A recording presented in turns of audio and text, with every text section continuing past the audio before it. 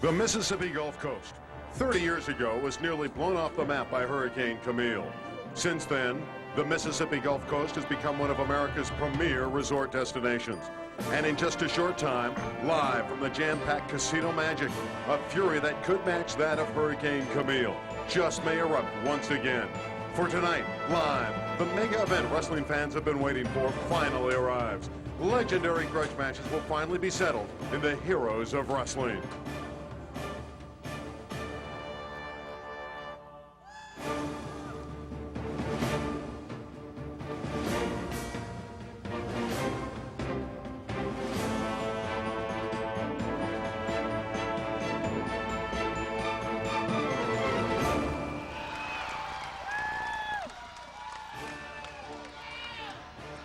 Good evening, everyone, and welcome to the beautiful Casino Magic in Bay St. Louis, Mississippi, and welcome to a historic night, the Heroes of Wrestling. Are you ready for an explosive night of wrestling? Nothing like it, nothing ever. This is monumental stuff. 2,000 are jammed in here at the Casino Magic in Bay St. Louis, Mississippi, and they understand just how exciting this one's going to be. Randy Rosenblum with the dirty guy, Dutch Mantel. That's me. Dirty, this is going to be an unbelievable night for the Heroes of Wrestling. Well, first of all, let's go with this. This is going to be an historical night for wrestling fans all over the world tonight. A lot of the stars that they haven't seen in recent years are all assembled here tonight for a one night only pay-per-view. It's going to be a great one. We're going to lead off tonight with the Samoan SWAT team, taking on the team of the Rocker, Marty Jannetty, and fantastic Tommy Rogers. A great opening matchup, but tonight I'm going to have to go with the Samoan SWAT team because of their sheer size and brutality. The Hammer Valentine gets in there with George the Animal Steel, and of course we'll have sensuous Sherry Martel in his corner as well. Well, we got that unknown. We got that Sherry Martel on the outside. Hammer Valentine, a great wrestler. George the Animal Steel, unpredictable. A great matchup here tonight. A cocky youngster, Julio Fantastico, against Too Cold Scorpio. Fantastico has been talking it up a lot. Well, Julio Fantastico says he is to wrestling what Michael Jordan was to basketball, and we'll see if Too Cold Scorpio can do somewhat of a Moses Malone on him. These guys have been going at it. Then the other tag team grudge match. This is going to be a good one. Okay, Luke and Bush, those two goofballs from down under, taking on Nikolai, Volkoff, Iron Sheik. You want my analysis? That's what I'm here for. I go with Volkoff and the Sheik. You like the Russian bear hug there. Then Tully Blanchard and Sweet Stan Lane, they had an altercation earlier today. Turn back the clock, 10 years. Stan Lane, Tully Blanchard, they never did like each other anyway. There's more. Abdullah the Butcher, the one-man gang. He's a big guy, 6'9", nearly 400 pounds, but the Butcher, he's a human bloodbath. It's going to be a bloodbath here tonight. If you're a little squeamish, folks, you may want to look back away. You may want to look away from your screen on that one. The high flyer from the 80s, managed by Captain Lou, Jimmy Snuka, and Cowboy, the ace, Bob Orton. A lot of bad blood here, Captain Lou Albana. And Snuka, I'm going to tell you, Orton, Snuka, it's going to be a classic here tonight. We're not done yet. Jake the Snake Roberts against the Anvil Neidhart, one of the strongest men in all of wrestling. Jake the Snake, undoubtedly one of the meanest, most evilest man in the world of professional wrestling, taking on Jim the Anvil Neidhart. I think I might have to go with Neidhart. And of course, the Snake's got that 14-foot python here tonight. Will he lay it out? We'll see. And of course, who's the baddest? Who's the biggest? The former Yokozuna and King Kong Bundy. That is our main event. We're about ready. Are you ready, Dutch? I'm ready. I want everybody else to be here. ready. Let's go to the square circle. And Christopher Ladies and Stanford, gentlemen, the PA welcome announcer. to Casino Magic, Bay St. Louis, Mississippi, where tonight, legendary grudge matches will be settled once and for all. So throw down your toys and get out of the sandbox. Playtime's over, because tonight, somebody's going to get their ass whooped tonight in here. Coming to the ring first, from the island of Samoa, accompanied with manager Paul Adams, Fatu, and Samu, the Samoan SWAT team at a combined weight of 650 pounds.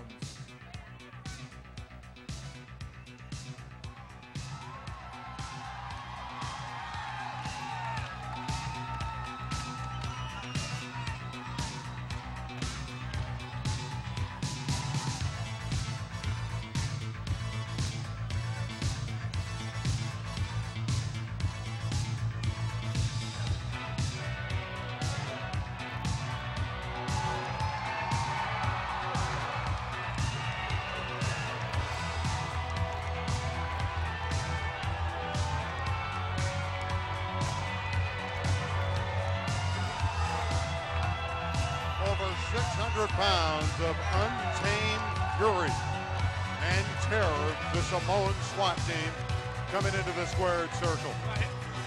These are tough guys with a bad attitude.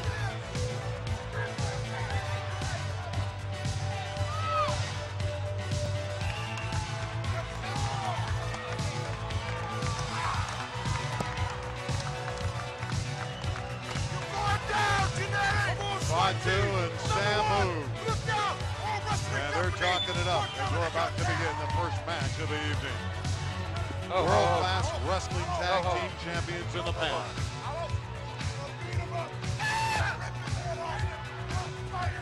They're ready to go. There you are, presence. There you see him, Randy Rosenbloom, the Samoan SWAT team. Sheik on the outside.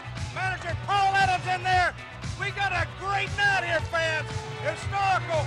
This is a once-in-a-lifetime deal right here tonight. Samoan team looks very, very ready, known as SST. When I was approached about being part of the Heroes of Wrestling pay-per-view, I had to think to myself, self, what do you want to do to announce your presence nationwide with authority?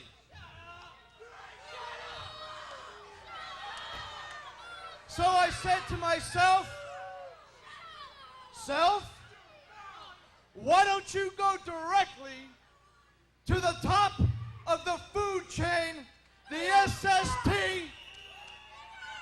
go to Biloxi, Mississippi for the Heroes of Wrestling.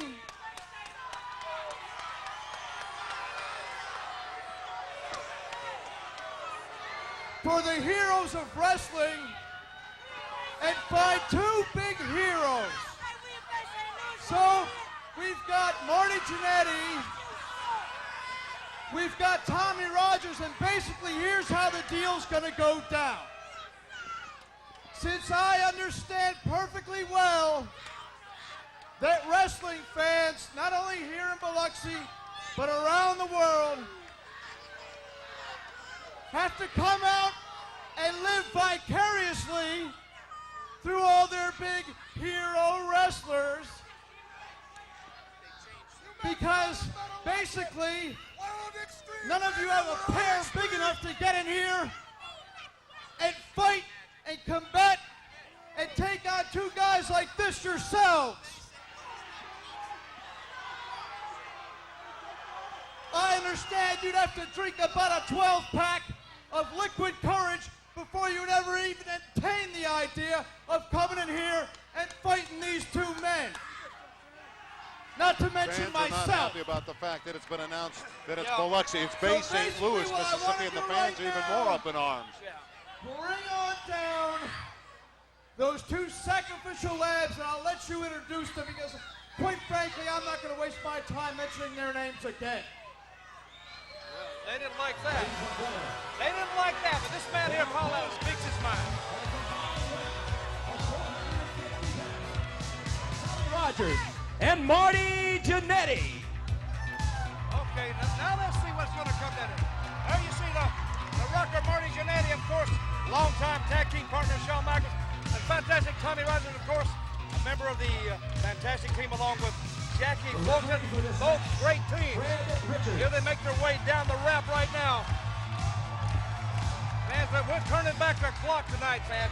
We're turning it back 1987, 1988. That's why these men are called the Heroes of Wrestling. What you people see now, the WWF, you see WCW.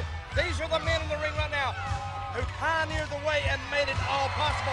I'm glad to call each and every one of these guys up here one of my buddies. There's no question who are the crowd favorites. Fantastic Tommy Rogers and Marty Jannetty, and they look like they are in great shape. They have a tremendous battle on their hands with the Samoan SWAT team. Here's the Casino Magic here in Bay St. Louis. The Samoan SWAT team, they're going to have to put it together here because they've got a lot of size. You're talking a lot of trash out there, Dutch. These guys are going at it before we even start. A lot of smack going on. Well, if you want my opinion, Randy, you know, it was pretty nice of you doing the and that's unusual. The pre-show. But listen, I'm the expert out here. You're the straight man. You call the action.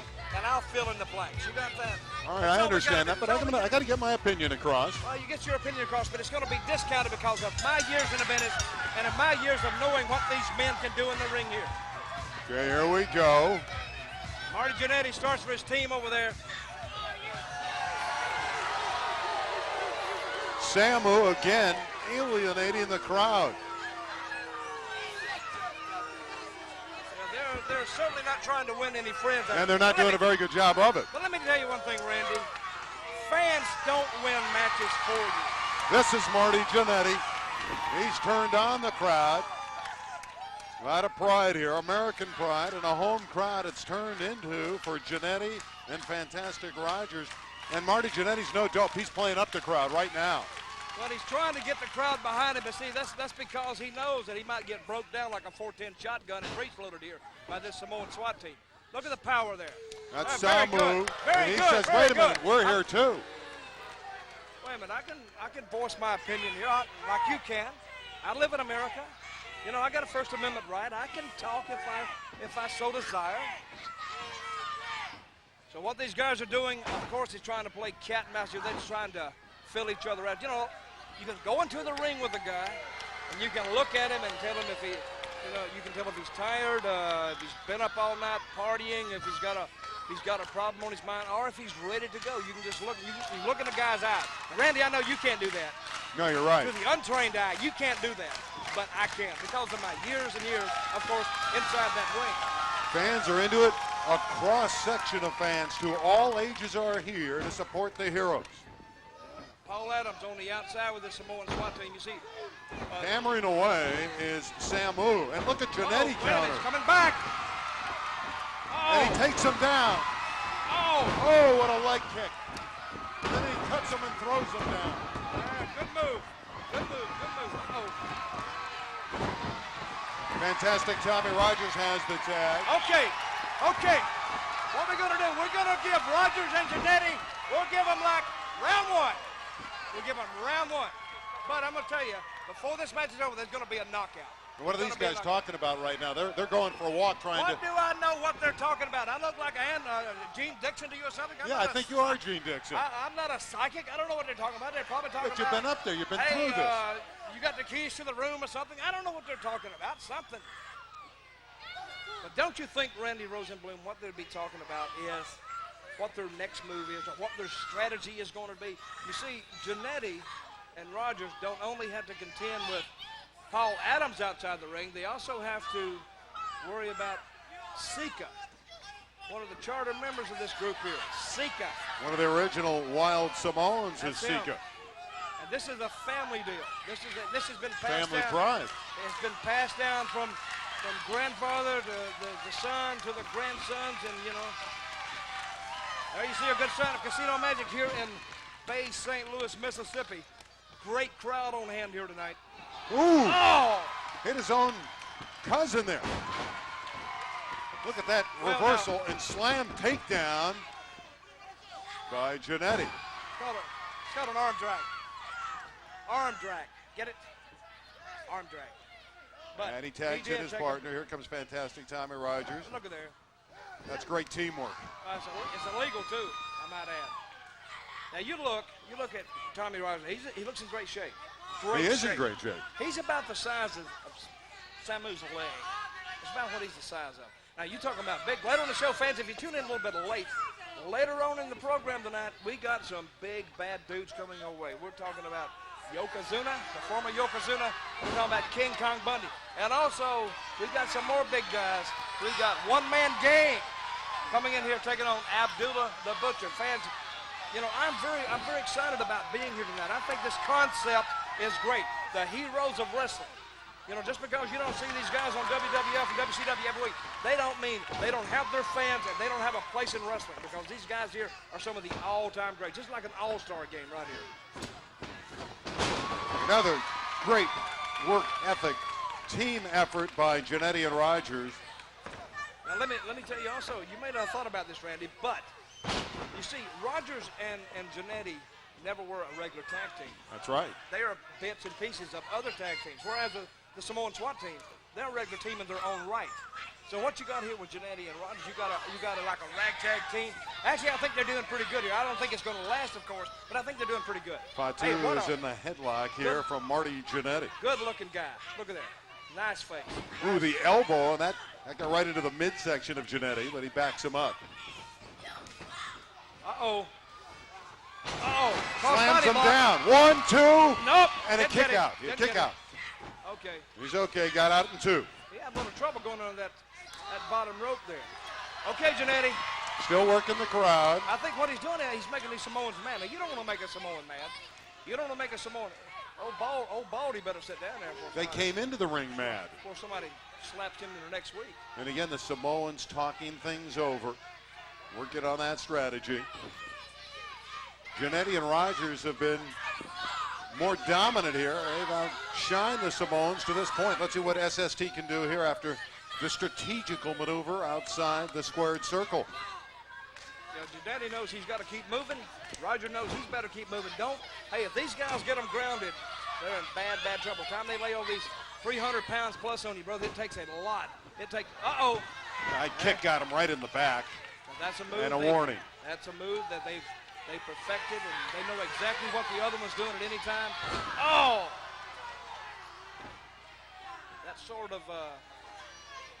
That doesn't sort of make your night, does it? Oh, that ruins the night.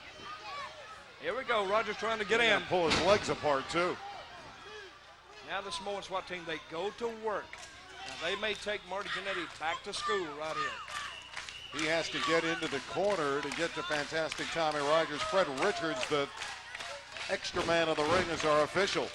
Well, he's got his hands full. He's trying to watch not just 4 guys. He's trying to watch 6 guys now, which becomes very difficult. I mean, I could do it, but you know, the regular guy would sort of upset the regular person. But I mean, I could do it. You'd probably have trouble with it. Samu hammering away. Oh! Off the ropes and down. And that one stung, and Jannetty's in pain. You can see he's laboring. Now don't let him, if he gets trapped in that corner, he's in trouble. He gets trapped in there. It's 2-on-1 right here. All locked up. Fantastic Rogers on the other side trying to plead his case. Well, I'm going to tell you, he's having a little trouble breathing right now. And they cut off that oxygen to the brain. Of course, in Jannetty, wait a minute. Here it comes. Here comes the chair. Here comes Fatu with that chair. Oh, he got him in the back with the chair. Oh, that was obscene. Fatu hit Jannetty right in the square of the back, and he's down and obviously shaken up. Well, I thought it was pretty good myself. I thought it was good teamwork. That may be good teamwork, but that's unethical. Well, you know, it's a wrestling ring. You know, I've seen Marty Jannetty pick up a chair and hit people with it. And if you were there, would you say the same thing? You know, wait a minute. Right in front of us. Hey, over here, close to our table. They're getting close to our table. I'm getting up. You better move, Randy. They'll kill you. We'll be okay. They've moved to the other side and down on the cement. There's carpet there, but underneath the carpet, Jannetty hit that, and there is cement. And again, the attention, there's fantastic Tommy Rogers not liking the way his partner's being thrown around. Now you watch the Samoans, they'll be like a pack of hyenas out here. They'll stalk and they'll back up and they'll draw off. They're trying to get to Jannetty. They know they got him hurt now. Now they're going to go to work on him. They're very methodical, very brutal. And I can see Seeker right now. He's congratulating them on a good move. Oh! He went for it. That was about 350 pounds coming down off the ropes. He went for it. Let's see if he can make the tag here. He's got to make the tag. Let's see if he can make it to Rogers. He got it. He got the tag, and here comes fantastic Tommy Rogers. He comes out kicking. In for the ride. Off the ropes and the flying leg kick. And fantastic Tommy Rogers coming out, and there's a body slap, a power slap. He got under. Oh, a kick. He got under him there. Heads together. And the headbutts. That doesn't hurt him. All 3 of them colliding. Yeah, that doesn't hurt the Samoans. Hitting them in the head, that doesn't hurt them. Seemed like Tommy Rogers, after all these years, would know that. He ducks it. Wait a minute. Uh-oh. Takes them both down. Double DDT. Let's see if he can keep it rolling. These guys are big. Oh, that was a pretty double bulldog. deceptive. Double bulldog by Jannetty. Let's see if they can take it home now. Let's see if they can bring home the bacon. Drop kick drives him outside. Outside the ropes comes Fatu. We see our ring announcer over the top. Over the ring ropes. Unbelievable. Jannetty hammering away. Working on Fatu.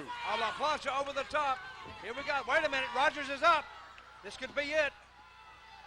Oh. Takes him down. Face buster. 1, 2, 3. It's got over. him. The Samoans I was right. I was right. I knew I was right for this job. My analysis proved true. Ladies and gentlemen, the winner of this contest, the Samoan SWAT team. Great.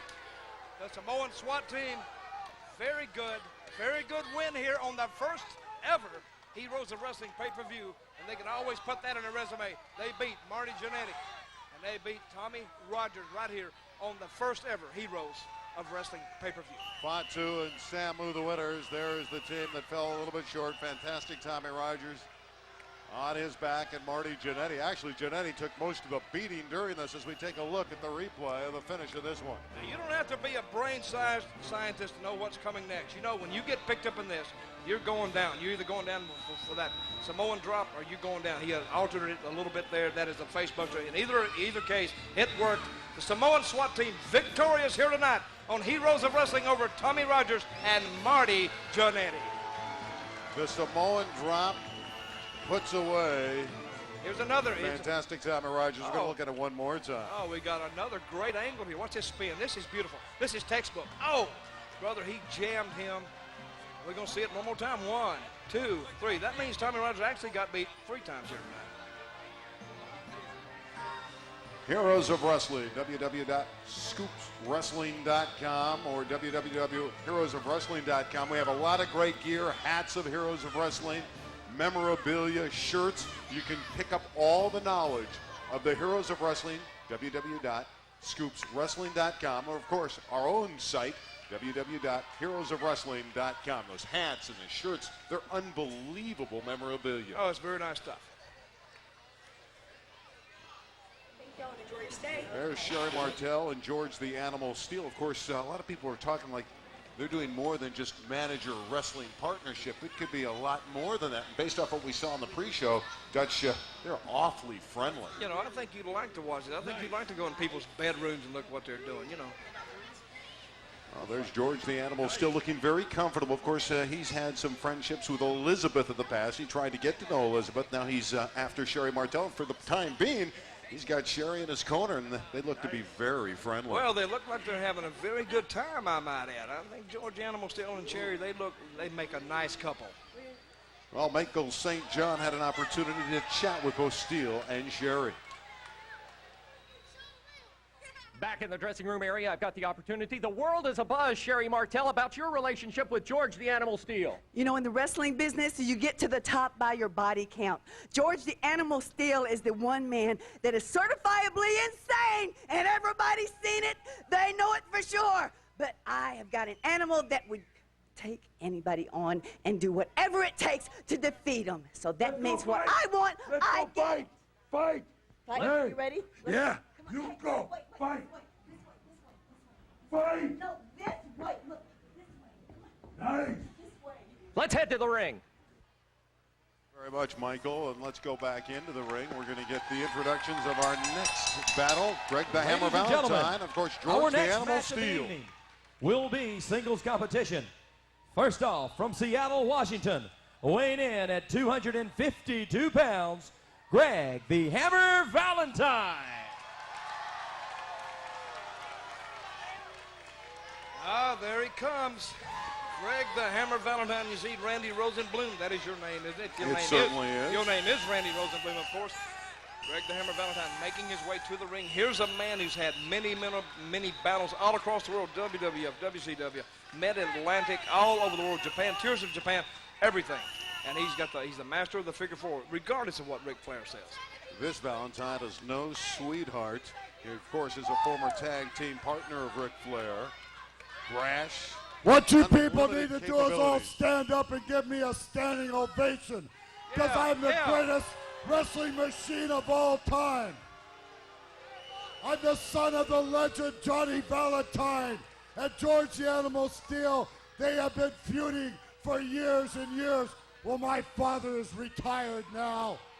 And I've taken over, and George Steele has the guts to still call himself a wrestler.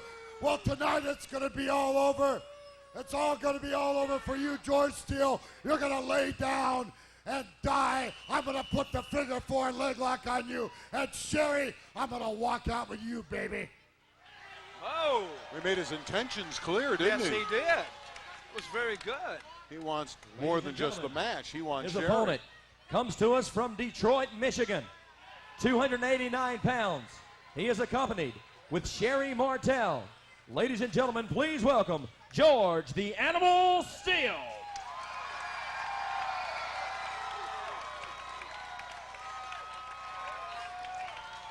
There's the sensuous Sherry Martel leading her protege down the aisle, George the Animal Steele. Now, this match here tonight, to me, very interesting. Sherry Martel on the outside, the unpredictable George Steele following her to the ring, the hammer in the ring. A great classic confrontation here on Heroes of Wrestling. Of course, George has the hairy back and the green tongue. He loves to eat and tear apart the corner turnbuckle pads, but he wants a part of Valentine right now. Well, he can eat those pads later. I think he needs to concentrate on. Greg the Hammer Valentine right here. Now it's hard to pick. This is a toss-up, really. I may have given a favorite a little earlier on, but I'm telling you, it's sort of hard to pick a winner in this. And of course, the Animal has extra motivation here. He knows that the Hammer wants his woman. Whoa, okay. That primal scream. There he goes. It looks like the crowd's getting behind the Animal early on in this contest. Uh-oh. Animal would Now, like to intimidate Valentine. Now, don't look at this to see a lot of technical moves because, you know, wait a minute. I think Greg the Hammer doing a little stalking early on. He's already rode Sherry Martel into the ring. And his Protection there from the Animal. Greg Valentine just said a few moments ago that he's going to leave this casino tonight with Sherry Martel. Now, we have to wait to see if that's going to happen. Oh, if he's going to get to Martel, he's got to go through the Animal to do it. George the Animal will have a lot to say about that. Wait a minute. He's already latched onto his arm. Now he's going after the top turnbuckle already. Wait a minute. He wants to eat that turnbuckle. He loves to eat turnbuckles. The Fans want him to eat it too. Yeah, fans, what you're seeing here tonight, you're seeing some of the guys who made wrestling what it is today. George the Animal Steele, a legendary figure in the world of professional wrestling, as is Greg the Hammer Valentine. That's The what Hammer's this arm's pay-per-view is hurt. all He hurt about. his left arm when the Animal got to him. Well, listen. I think Sherry Martel asked me a little earlier, did I have any salt and pepper? I think she sort of had that in mind. They may wanted to make a fillet of arm on Valentine tonight. So he puts a little salt, a little pepper on it and chops down. A little bit of seasoning never hurt anyone. What's the referee's name? David Dwinell. Okay, now he's going to have his. I'm going to tell you, Mr. Dwinell, you better watch telling the Animal about the rules. I don't think Animal cares about the rules. Can't see his hairy back with that shirt off. Wait a minute, And he's wait a got to minute. take that thing off. There you Look go. at it. And with his shirt covering his eyes, Valentine goes to work with the elbow. Now And that another elbow to the top of the head. That wasn't the smartest move I've ever seen. No. To pull your shirt over your head Can't yourself. see. You know what I mean? No, of course. You can't see. Wait a minute. I'm That supposed belly's to say exposed right now. Ooh! that. Hammer going to work. Right on the leg. knee. Working that knee over his Valentine. And, wait a minute. The shirt's still over his head. He's got to get that shirt off. I think Sherry. Sherry's going to help him out. Wait a minute. Wait a minute. She's working on the Animal. What's going on here? She came. Wait a minute. Animal doesn't know that's happening. He has no clue that Sherry was working for Valentine. He don't have much of a clue to start off with. This is 2-on-1 the wrong way. Wait a minute. This is getting very. It's odd. A conspiracy. It's got to be. Boy, she didn't wait to make her intentions known either, did she? Animal has no clue what's going on. He's still in the corner. Wait a minute. Look at that face. That's a face only an animal could love. And the fans getting a little upset. That shirt's got to come off. George's got to get it off. He's getting elbowed to death in that corner. And another one on top of the head. And another. Wait a minute. Referee pushing Greg the Hammer Valentine back. Sherry Martel pounding the mat, looking toward Greg Valentine. Wait a minute, it's off now. Now, but he doesn't know what happened. He has no clue. He has no clue of what and now happened. Sherry's exhorting him on to come out of the corner. Wait a minute. Oh, wait a minute, he's digging for something. Wait a minute, he's got something. He's got something. Oh! What'd he poke him with? He got him right in the neck. It is an object of some type. I can't see what it is. Well, it looks like something long with some tape wrapped around it. Wait a minute, Sherry's there saying, wait a minute, Sherry hit it. He give it back to Sherry. He is still putting trust in the Sherry. Brother, you see how women are. Excuse me, Randy, you never had a woman. But you see how they are. You know, they'll turn on you in a moment. I ignored that comment, I want you to know. Sherry Martel now on the apron, exhorting the animal on, but it's the Hammer who's doing just that. He's working on the Animal Steel, who got him right. Well, you know, he got him to that sweet spot with that leg kick. Throws Runs him right into the ropes. turnbuckle. Wait a minute. Now, you know, George, I think, is spending way too much time over there in the corner. Yeah, he's got to get on the Hammer. Wait a minute. Sherry gave him what Steele gave her. What the hell is going on here? Boy, I'm going to tell you what. Sherry walking around the ring telling everybody to shut up. I thought they were a love interest, and now she's turned against the Animal Steel. Well, that's where they are. Where they are. You know? Love I sort of enjoy. is very fickle. I sort of like the concept of it that they set Georgia Steele up, but in another way, You got to feel bad for the animal. well, wait a minute. There it is. He's got it in his That trunk. is the foreign object that's come into play very much in the Hammer Valentine George the Animal Steel match. And George Steele is- trying to punch his way out of the corner. Sherry rolling into the ring. Sherry rolling into the ring, retrieving that object that Valentine had. I think it fell out of his trunks and he didn't know it. I saw him just reach down to grab it, but... Wait a minute, Sherry Sherry's Martel, come wait, over to talk wait to just a you. minute. I'm talking to her, just a minute. Dutch is already off headsets and he's talking with Sherry Martel. Dutch is very much involved with the match. Sherry Martel is hearing it from the crowd. They don't like the fact that she's going back and forth with these two guys. Well, they're rooting for animals. The cry here at Casino Magic Sherry just is gave him animal. Gave him the object back. And oh, it fell down. Wait a minute. It fell. The animal's got it. He's got it up now. He's rolling out of the ring.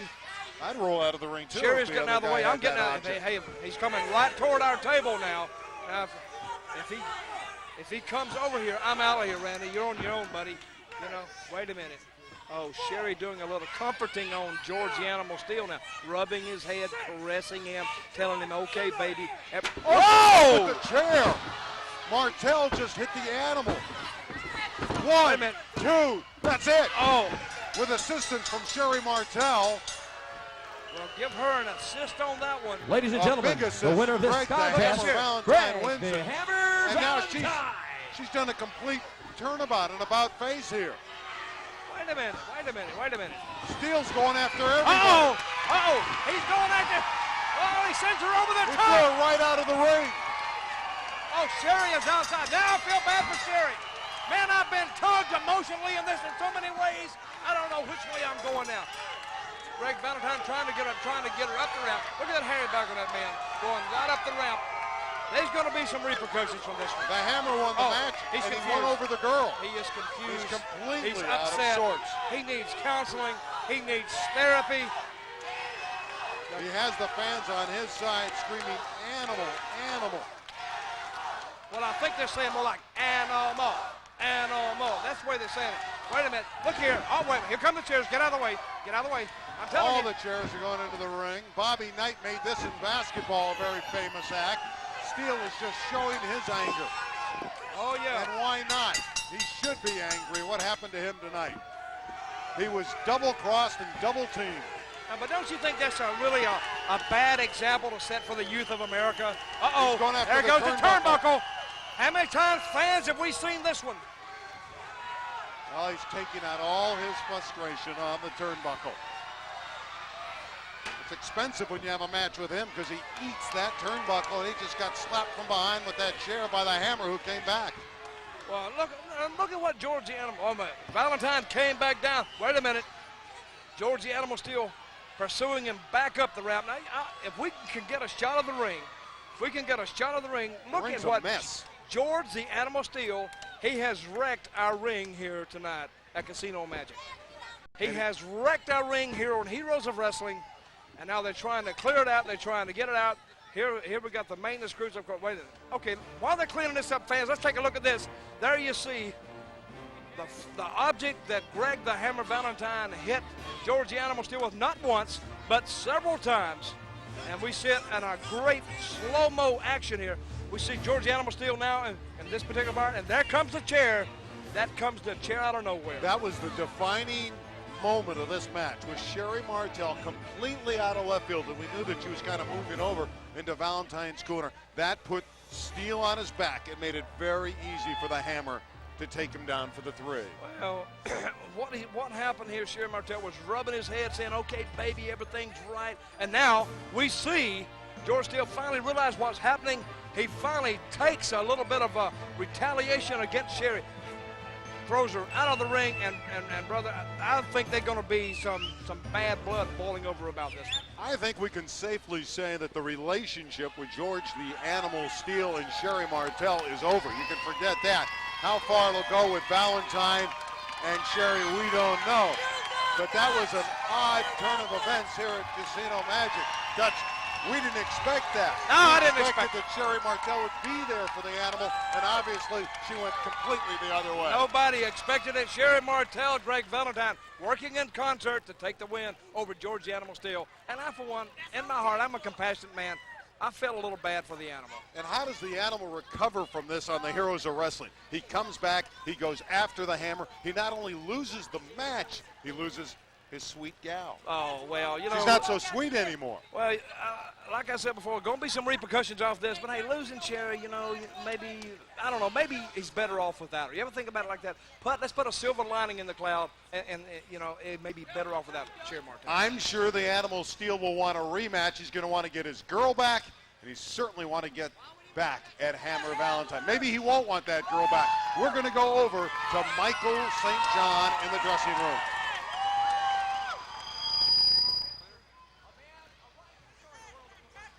Julio Fantastico facing the challenge of his life tonight against Too Cold Scorpio, who's already said he's going to beat your tail. Let me tell you something. You have no clue that you are in the presence of greatness as we speak, okay? And Too Cold Scorpio, you're going down tonight because I am wrestling's greatest superstar, and I'm here to prove to the world why I deserve everything I get and why I am going to win every match I ever wrestle again. Well, tonight you'll have your opportunity because you're meeting probably one of the most talented athletes in all of professional wrestling today. You've got a lot to prove in that ring. Oh, I am the measuring stick, not him, you understand? I'm the reason why we're here tonight. I'm the reason you're here. I'm the reason you cheer, not Too Cold Scorpio. Too Cold Scorpio, he has made his name. He has been a champion. He's been a half of the World Tag Team Champions. He's a man that can take care of himself. I think you're underestimating what this man can do in the ring. I'm not underestimating anything. I'm telling you I'm confident. It's not conceit. And buddy, you're going down tonight because I am the best you've ever wrestled, man. Well, tonight we're going to see right here on the Heroes of Wrestling what Too Cold Scorpio and this man, Julio Fantastico, can do. Let's take these men to the ring right now. Ladies and gentlemen, our next match of the evening. From Tierra dos Los Magnifico, weighing in at 221 pounds, Julio S. Fantastico. Here comes a very brash young man. He's only 27 years of age. He's an aerial wrestler. He's young. This is his first pay-per-view event, and he's very hungry. And he loves the ladies, too. He's a real playboy outside the ring, and he talks it up inside the ring. He's got an attitude. Well, this is my first look at Julio Fantastico, so I'm gonna withhold judgment on him till I see him. But he moves like he's in good shape. He moves like he's got the build, he's got the look. So I'm going to withhold judgment on this. Let's get Tuco Scorpio out here. Then I will give you my expert analysis, especially after the match is over. Athletic. There's no question. Ladies and gentlemen, his opponent, weighing in at 225 pounds, from Denver, Colorado, Too Cold Scorpio. Here is a very exciting wrestler, a high flyer.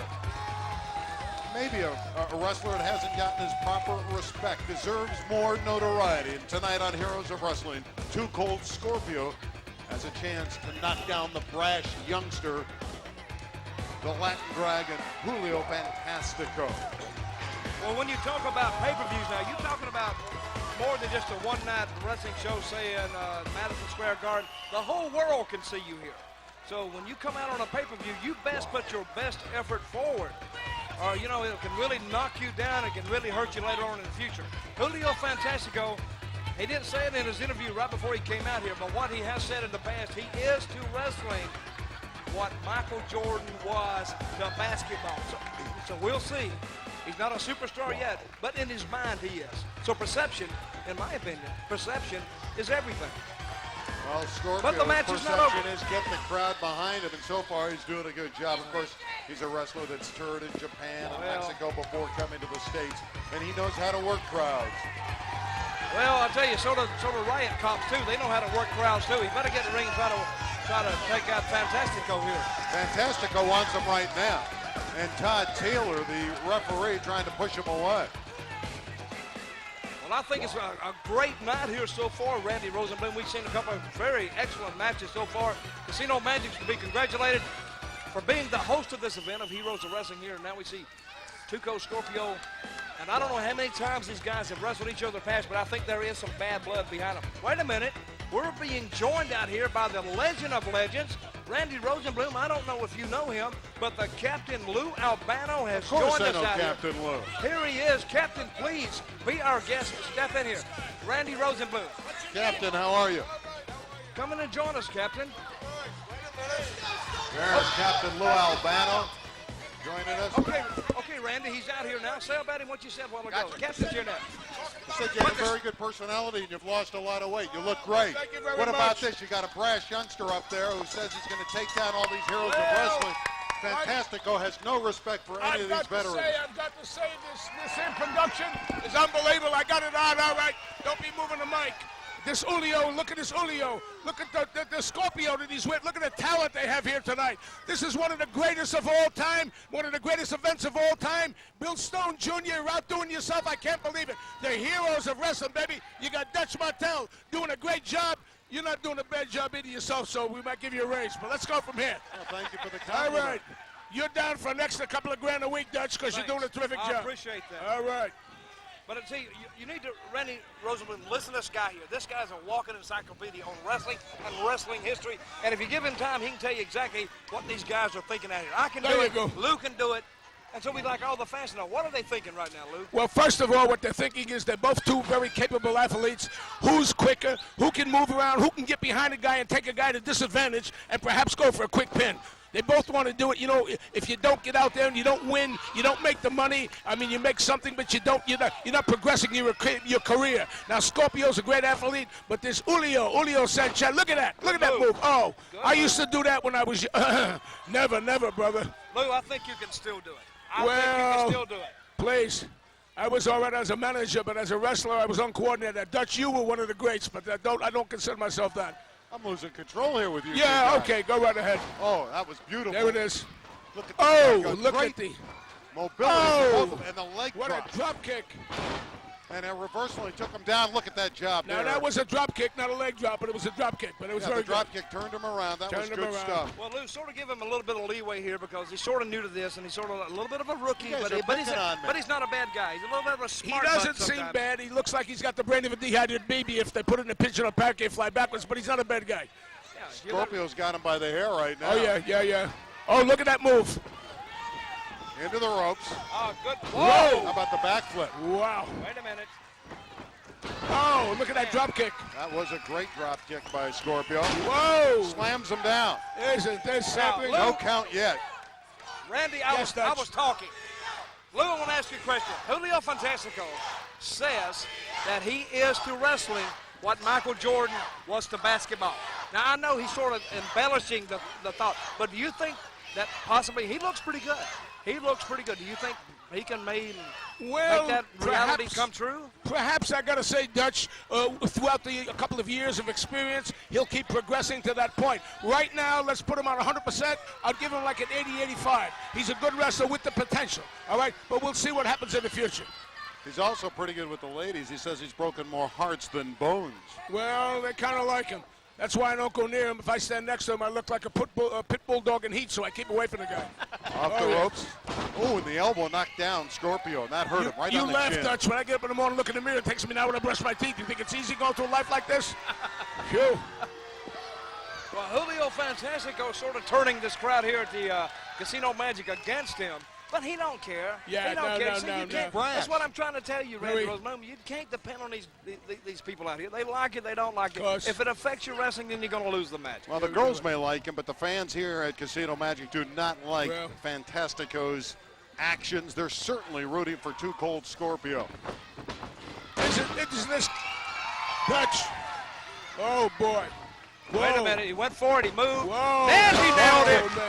Brother, he was right on there. Wow, look at that. Throws him down again, and Scorpio taking control with that back kick outside the ropes. Whoa. Now, when's the last time you saw Michael Jordan take a spinning heel kick? Man, that's right. The fans here sort of own Julio Fantastico. Well, Fantastico got dunked. Well, it can happen. Over the top, over the ropes. And he hit the steel barricade. He hit the steel barricade, Dutch. Did you see that? He drove it back about a foot or so. Now, that's what you got to worry about when you start doing all those moves over the top rope into this concrete floor. You see, Lou, I have a healthy respect for metal, and I have a healthy respect for concrete, and the farther I'm away from it, the better off. Well, you're an intelligent individual, Dutch, and you realize the dangers. This is like the lucha libre where they're flying all over the joint. I mean, you got to be careful. A man you hear about all the injuries that happen. Well, this can certainly injure a man and keep permanently for life. So you got to, a terrible beating look at that taken by the youngster. Brother, Too Cold Scorpio, and you're doing a good job, brother. You're doing a good job. Go like a Roman candle. There you go. Over the top. Over the top. He took the ride. Watch this. He nails him. And there goes Scorpio outside the rings. Look at that. The flying kick there, and he's gone right under the cement. Goes Scorpio. Wait a minute, that hurts. He's not staying down. He is not staying down. Over the top. Wait a minute. This is tough. He's back over the top. That's a tough maneuver to make. Definitely. Skin the cat, he calls it. This is here it is. Look. Whoa! Oh, man, this is devastating. These more two time athletes outside the ring than in the ring. Boy. Now, Lou, we're going to call upon your years and years of wrestling experience. 48 years. You're standing outside the ring, and you see the guy weighs 230 pounds coming to jump over the top rope, and you know he wants to jump on top of you. What are you going to do, Lou? Run back to the dressing room. That's right. That's what the smart... Whoa, wait a minute. Look at the... Crowd now. Onto the concrete floor. I mean, are they kidding? No grip in that floor. Wow. What a they're back in the crowd now. What a pay-per-view event. Dutch, wait a minute. This is great. I don't see much security back in there. I see one security guy. I see two. Pick up the action. Get idiot face out of the way so we can see. Boy, these people getting their money's worth. I'll tell you, Casino Magic is doing a great job here. What an event. Billy. We can't tell what's going on. They're outside our camera's range. We can't tell what exactly is going on. He's not one of the fighters. One of the fans. He looks like one, though. Fantastico and Dragon. We don't know where they are. There's the Dragon coming back. He's bringing back Fantastico. Here they're coming back. Bill Stone, what a production, Bill Stone. These are great. What a great match. Now these guys, they are tough, especially Fantastico. Man, what a spill he took over that guardrail. Oh boy. Okay, he back heel Scorpio, which serves Scorpio right.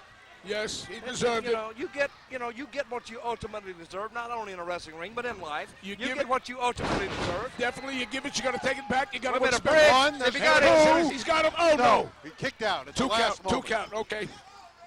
Well, the referee counted two. That's the will to win. Did you look at this here? Watch this move. Oh, devastating. Was square. Elbow drop. 1, 2. That's it. No, he got out. He escaped. No, boy. Guys, listen, I don't think he's going to pin Two-Coat Scorpio with just an elbow drop. No. Scorpio, I think he's just too tough. How about with a flying kick? What, that drop kick? It's going to take more than that. Yeah, maybe a suplex off the top rope or something. That may do it. These guys are These guys are tough, and they've been through it before. Now look at there. George the Animal still left the mess out here. Yeah, well, he's not dealing He's with a a full pig. deck. He's Yes, a pig. he is. Just took the turnbuckle apart. Green tongue, he's Wait a living minute. loose. He went to slide out. Scorpio slides in. Wait a minute. What are they doing here? I don't know what they're doing. What are they here. doing? I'm confused. Well, they've been outside the ring a lot in this one. Whoa, this is amazing. Scorpio climbing up on the outside. Elbow. Oh, Here he comes. He's got a chance that's here. it. That's it. One, That's it. two. No, That's no, it. That was I'm it. telling you, That was it. it's going to take a little more than that for a guy to beat I another don't guy. know. here. This is devastating. That looked like 3 was about to be called. What an event. What oh, here Wait it a goes. He slams Here it him goes. down. He's going That up. was a tough body. He's slam. going up. He's Oh, got yeah. him completely Dutch, he's set up going for up, the Dutch. He's going. Here it goes, Dutch. Watch this.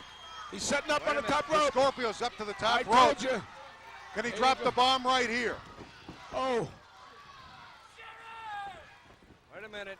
On a pair together. Oh. Let's see if this gets him another face buster. We saw that earlier.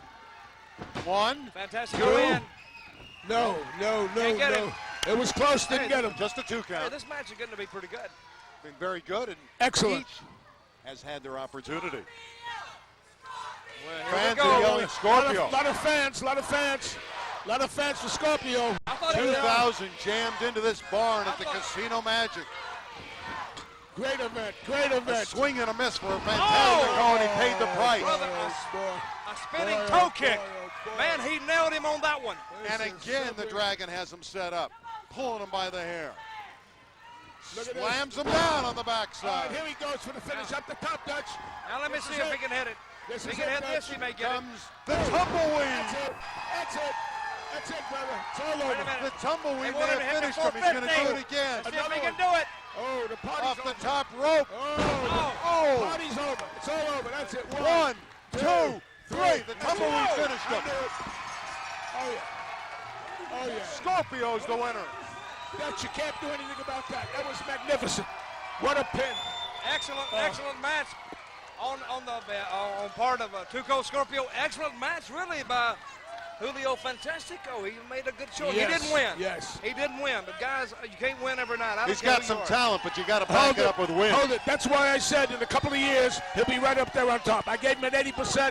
Maybe I'll give him an 85. A couple of years, he'll be 100%. Well, you know, you got to run your mouth. You got to believe you're the best when you go in the ring. Right. Otherwise, you're not going to be able to win. You got to have a lot of self-confidence. You actually got to be over the top in confidence. But Dutch Mantell, you got to be able to back it up and get W's. And Scorpio, when it was on Look the at this. line, it was Watch Scorpio this. that won. Watch this. Just a minute. Don't be talking too much. Just watch it. I got you there. Isn't that amazing? Let's go to All it again. right. He's coming off the top. Watch this move Watch it. right here. This is beautiful. Watch This this is move. textbook. A spin and just a drop right on the neck. Takes the win off Julio Fantastico. A 1, 2, 3. man. A great performance by both men here tonight on Heroes of Wrestling. They I got call to that say, the tumbleweed, I and got it to finished say, him off. This production, Bill Stone Productions, right here at Casino Magic, one of the greatest of all time. I've been involved for 48 years. I've never seen a production like this, Dutch. It's great. I feel so good and so elated. I have a release right here. Yes, and on this release, it Yes, says sir. Stone announces first Heroes of Wrestling Commissioner, 48-year veteran Captain Lou Albano takes What? the helm. Whoa! You're the commissioner of the Heroes of Wrestling. Dutch, Is they that right? made me the commissioner. You the guy. I'm going to tell you right now, Bill Stone, I will accept this with great honor. How much Thank money is he you, paying fans. you? What are the I'm not worried terms? about How the long are money. you the commissioner? Shut up a minute and I'll let you know. I'm not worried about the money. What I will do, I will have integrity, decency, honesty, call it like it is, play no favorites. I am proud to be the head of the greatest organization around, the Heroes of Wrestling. Dutch, thank you. Thank and you. I am the new Thank you. commissioner. What's the future for the Heroes of Wrestling? The future for the Heroes of Wrestling is throughout the country. Events, pay-per-view events, special appearances, special events, with the commissioner being there. We'll go by the book. We'll have great matches. The great talent that we have here tonight. Bill Stone Production, right here at Casino Magic. This is the greatest production of all time. I'm Captain Lou, and I'm telling it to you, I feel so good, so proud, and so elated. Captain Lou, oh, man, the new commissioner. Oh, I can't believe it. Unbelievable. Captain Lou Albano taking over as the commissioner, and he seems, as you can see, almost broken up about the whole situation. Come on, Lou. Captain Lou Albano, the new commissioner of Heroes of Wrestling. You better All right, not let's lose. go up into the ring for... Thanks, Dutch. Thank you, brother. I can't believe it, man. Okay, well, instead, we're not going to go to the ring. bless you. Things have Great. changed. Thank We you, got to go brother. backstage to Michael St. John. A wise choice for Commissioner and Captain Lou Albano. He's going to have his hands full, and one of the things he may have to intervene with is something that happened right before we went on the air today, in that two of the behemoths of professional wrestling and King Kong Bundy and Yokozuna got into it on this very spot. King Kong Bundy's interview was interrupted. I want to get King Kong Bundy in here right now because there's a lot of it. One! I don't know what made him choose that drunken old sod Albano to be commissioner, but I don't care about that. Porkazuna, I'm going to tell you something. Son, move in a little closer when you're interviewing me. I'm going to tell you something that hundreds and hundreds of other men have learned. Beaten and battered men, and what they learned is this, punk. You diss the great Bundy at your own peril. You're getting the avalanche, you're getting the 5 count, and you're going to be finished. The words of King Kong Bundy, they'll meet head on. Battle of the Titanics. King Kong Bundy, Yokozuna, coming up on Heroes of Wrestling.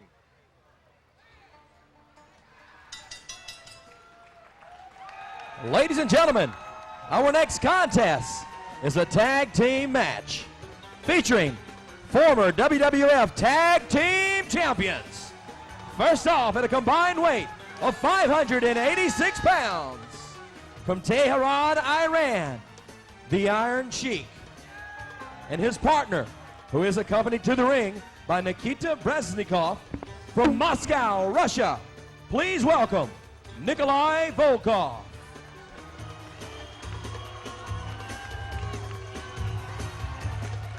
Native of Moscow, Russia. Known for his lethal Russian bear hug. Nikolai Volkoff and the Iron Sheik in this tag team battle. There's the Iron Sheik. He'll challenge anybody. This guy's capable of picking up a pole and chasing anyone in attendance tonight, the Iron Sheik. Well, the Iron Sheik, I'm going to tell you, I've seen him beat guys up till the camels come home. We see right now, accompanying the Iron Sheik and Nikolai Volkoff, Nikita Brezhnikov. Is that Brezhnikov? Yeah, it's Brezhnikov. Brezhnikov. That's the new manager from the Soviet Union. That is the manager of Nikolai Volkoff.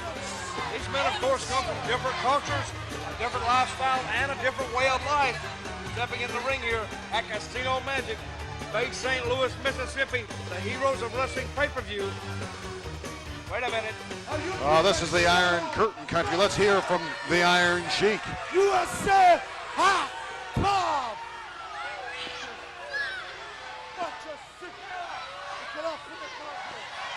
Nikolai Volkoff now in the middle of the ring. Silence your goofs. Show some respect. I know you're Americans, but try and show a lot of respect, will you please?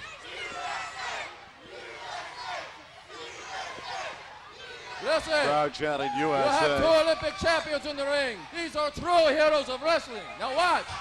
Iron Sheik will do Irania Club demonstration. Pay attention.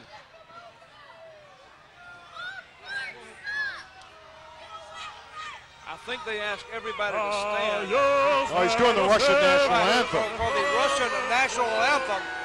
And the people here at Casino Magic, Bay St. Louis, Mississippi, I don't think they much appreciate this. You see the fans all around, even us, Randy, around here standing on their feet telling them to go back home. I thought the Cold War was over. It's very much alive Well, here. These fans do not like hearing the Russian national anthem in the heart of Dixie. Not at all.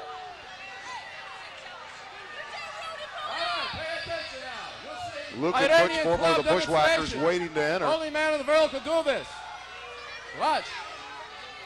Wait a minute, I think we're going to be treated to a little I demonstration here. just want people respect Russia, respect Iran, and you shut up. Don't say USA, USA. He's spitting into the microphone. He doesn't like that USA chant at all. This is the Iron Sheik. He's alienated himself to everybody in attendance, and you can see he's talking it up. Oh, there's two good-looking ladies here. They're shouting USA too. They don't like Nikita Brezhnikov. They don't like Nikolai Volkoff. They don't like they like the Iron Sheik. And I think the people are actually being a little bit rude here. Said, shut your mouth. A very volatile situation.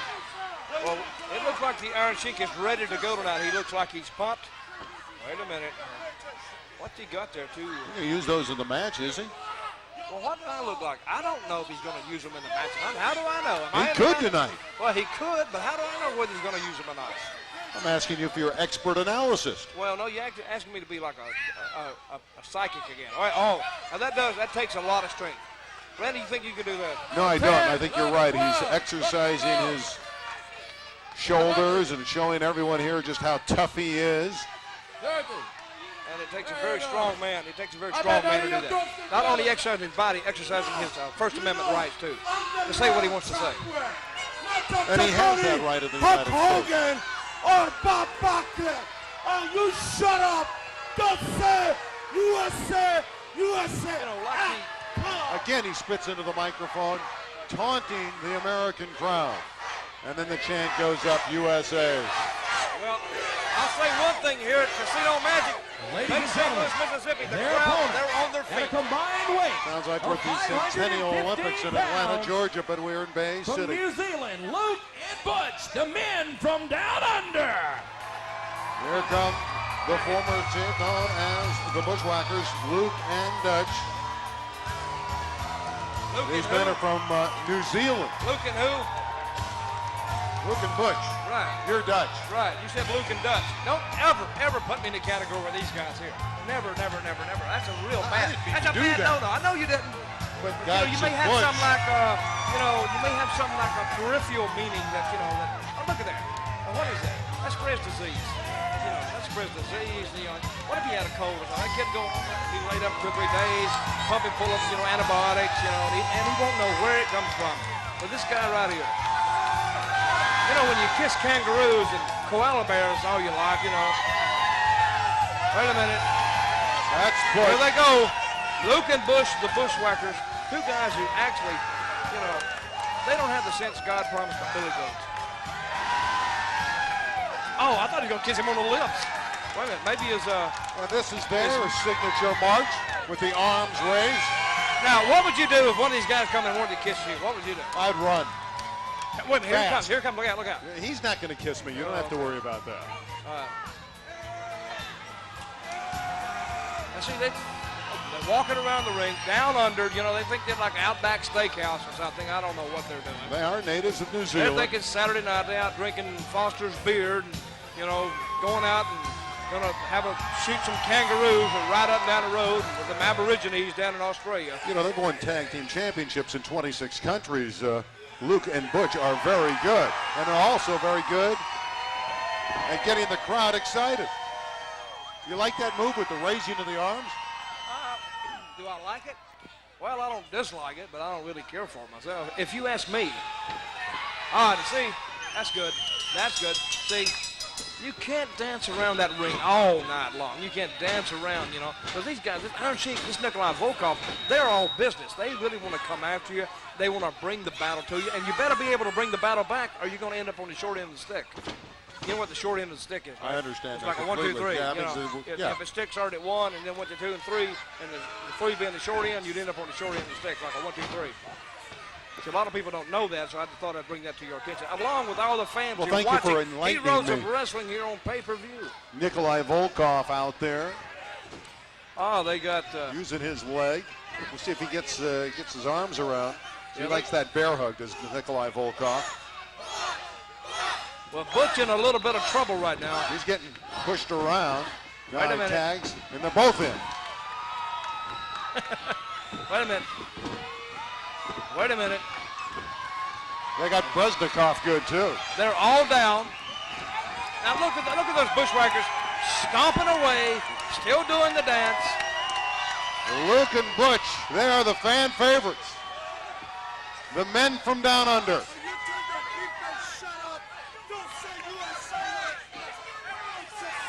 They're chanting USA.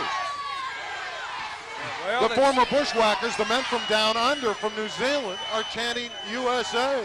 Well, I don't think that's quite necessary. I think the fans here in Casino Magic tonight at the Heroes of Wrestling, I think they should just like sort of leave these guys alone for a while. But you know, hey, they bought a ticket. They can do what they want. They can do what they want to do too. If it was me, I'd probably come out in the crowd and slap each and every one of them individually because they wouldn't holler at me. I'll tell you that right now. Wait a minute, the Sheik over here close to our.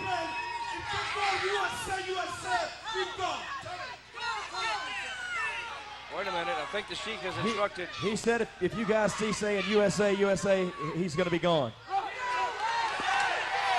I didn't pick up what he said Okay, there. the Sheik, well listen.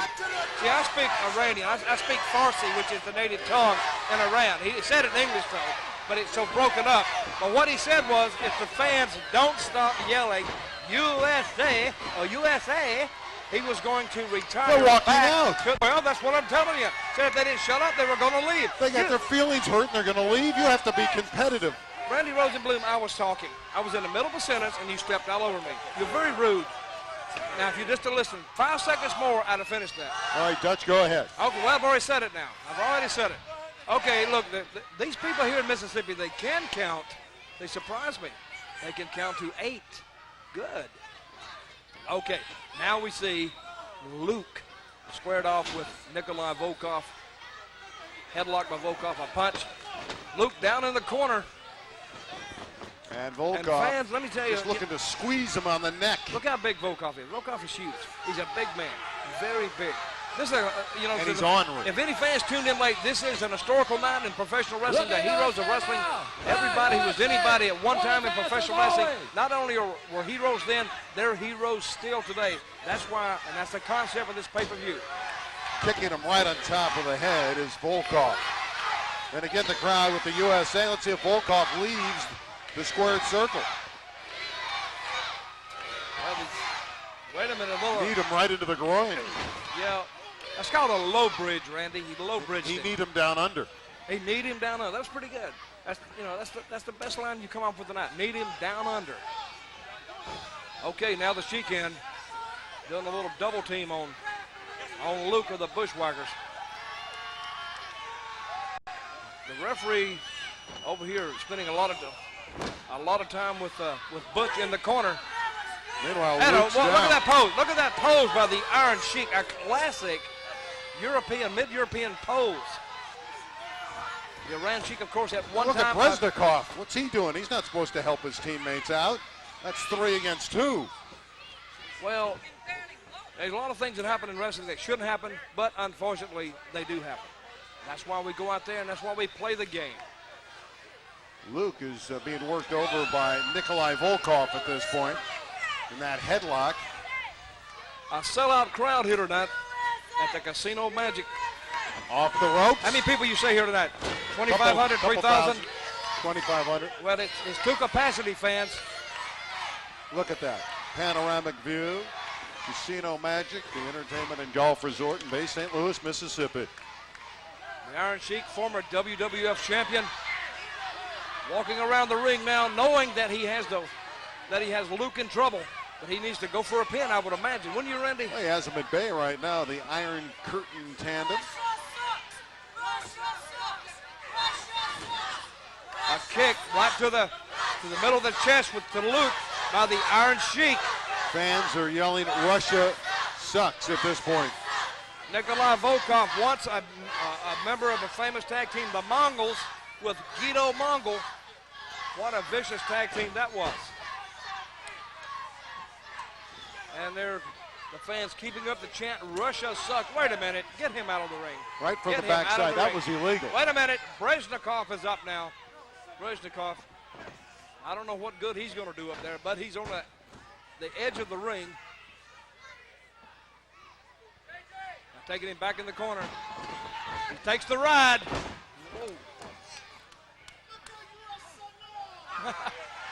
The Sheik just in the corner, spitting profusely. He looks like he's spitting on the fans at ringside. He's going to slam Luke. Oh, he takes it down. See if he can get him back up. He's playing with him. He's got that bear hug. He's going to dump him. A soft slam. 1, 2. Well, Butch is in. The referee's trying to put him back out. Now that gives the Iron Sheik and Volkoff a little bit of time to work on this guy. Volkoff. You see, nobody said that the Bushwackers were the most intelligent wrestlers in the world. See, they're not exactly the Mensa members of wrestling. You're right. Wrestling Volkoff Society. gets a breather, and the Iron Curtain is working over Luke. And again, the crowd. But he's got him in that camel clutch right now. Butch is a pretty good cheerleader. And when he's pulling him back, he can't breathe, and he's got him almost subdued in that. He had to have a save. He had to have an assist from Butch back in the corner. A tag to Volkoff. I hope the referee saw it. I don't know if he saw it or not, but I think he's going to let it go. And a low bridge back to one of the Bushwackers. Volkoff having his way. Look at that big 15 or 16 shoe that Volkoff wears, stomping away on one of the Bushwackers. Wait a minute, both men down now. He needs to make that tag and see if he can make the tag. Gonna get over there, and there's the tag. Butch is back in. And he's hammering away. Showing great speed with those shots. He has them both under control. And headbutts him. And there goes Bresnikov.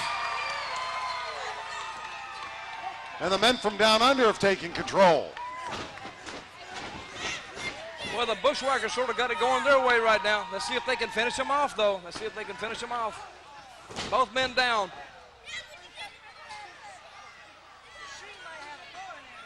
Let's see if they can finish off Volkoff and the Iron Sheik here.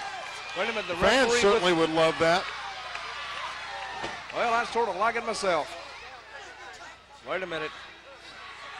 It looks like a 2-on-1 situation now. That's exactly what we have at this stage. Wait a minute, he's giving him something. Oh, he gave him an object.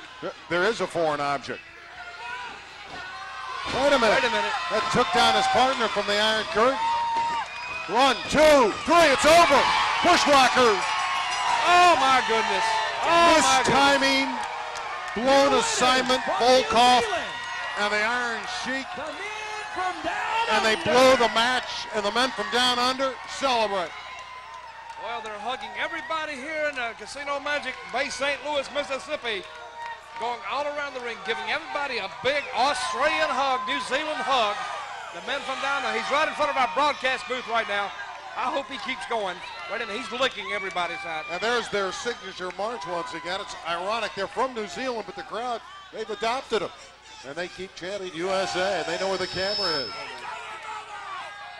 Right in the camera right now. There's Butch, he's a happy guy. Wait a minute. See what we got going on in the ring here. Iron Curtain back with the microphone. You're supposed to be. Well, these men aren't getting along in the ring here. We got a camera on. Why you at me? They may go at it. Uh-oh. Here they go. Volkoff and the Iron Sheik about to go at it. Well, I guess Iron Sheik's blaming Volkoff for the loss. Volkoff don't want to be picked on.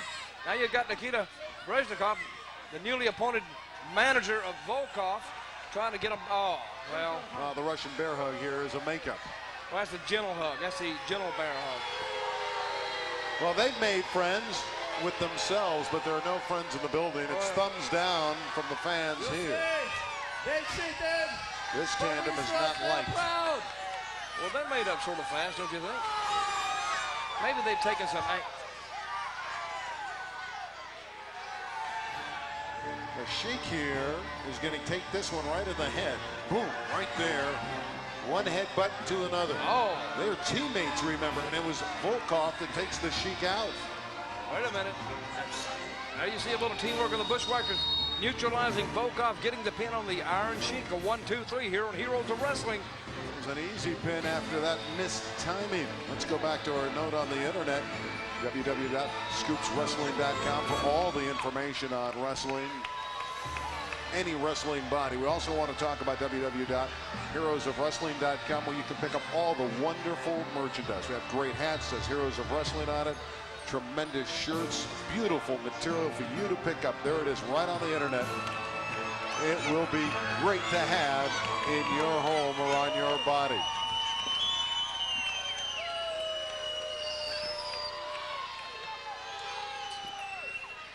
All right, let's go. We're going to hear from Tully Blanchard.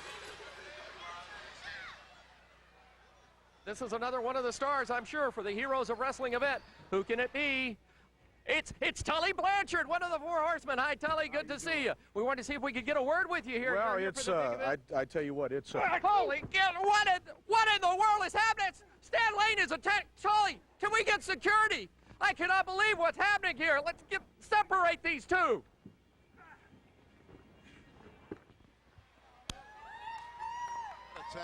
That attack was just not called for. Well, it may not have been called for, but it happened, so we're going to settle it tonight right in the ring. All right, the dramatic interview later followed. We got to hear from Tully Blanchard after he took that beating from Sweet Stan Lane. Yeah, let's listen to this. I have been in wrestling a long time, and I've been out of it a long time. And I came here and I agreed to do this thing, the Heroes of Wrestling, and was looking to have fun and, you know, have a good match with Stan Lane. I don't do this for a living anymore. This kind of stuff here is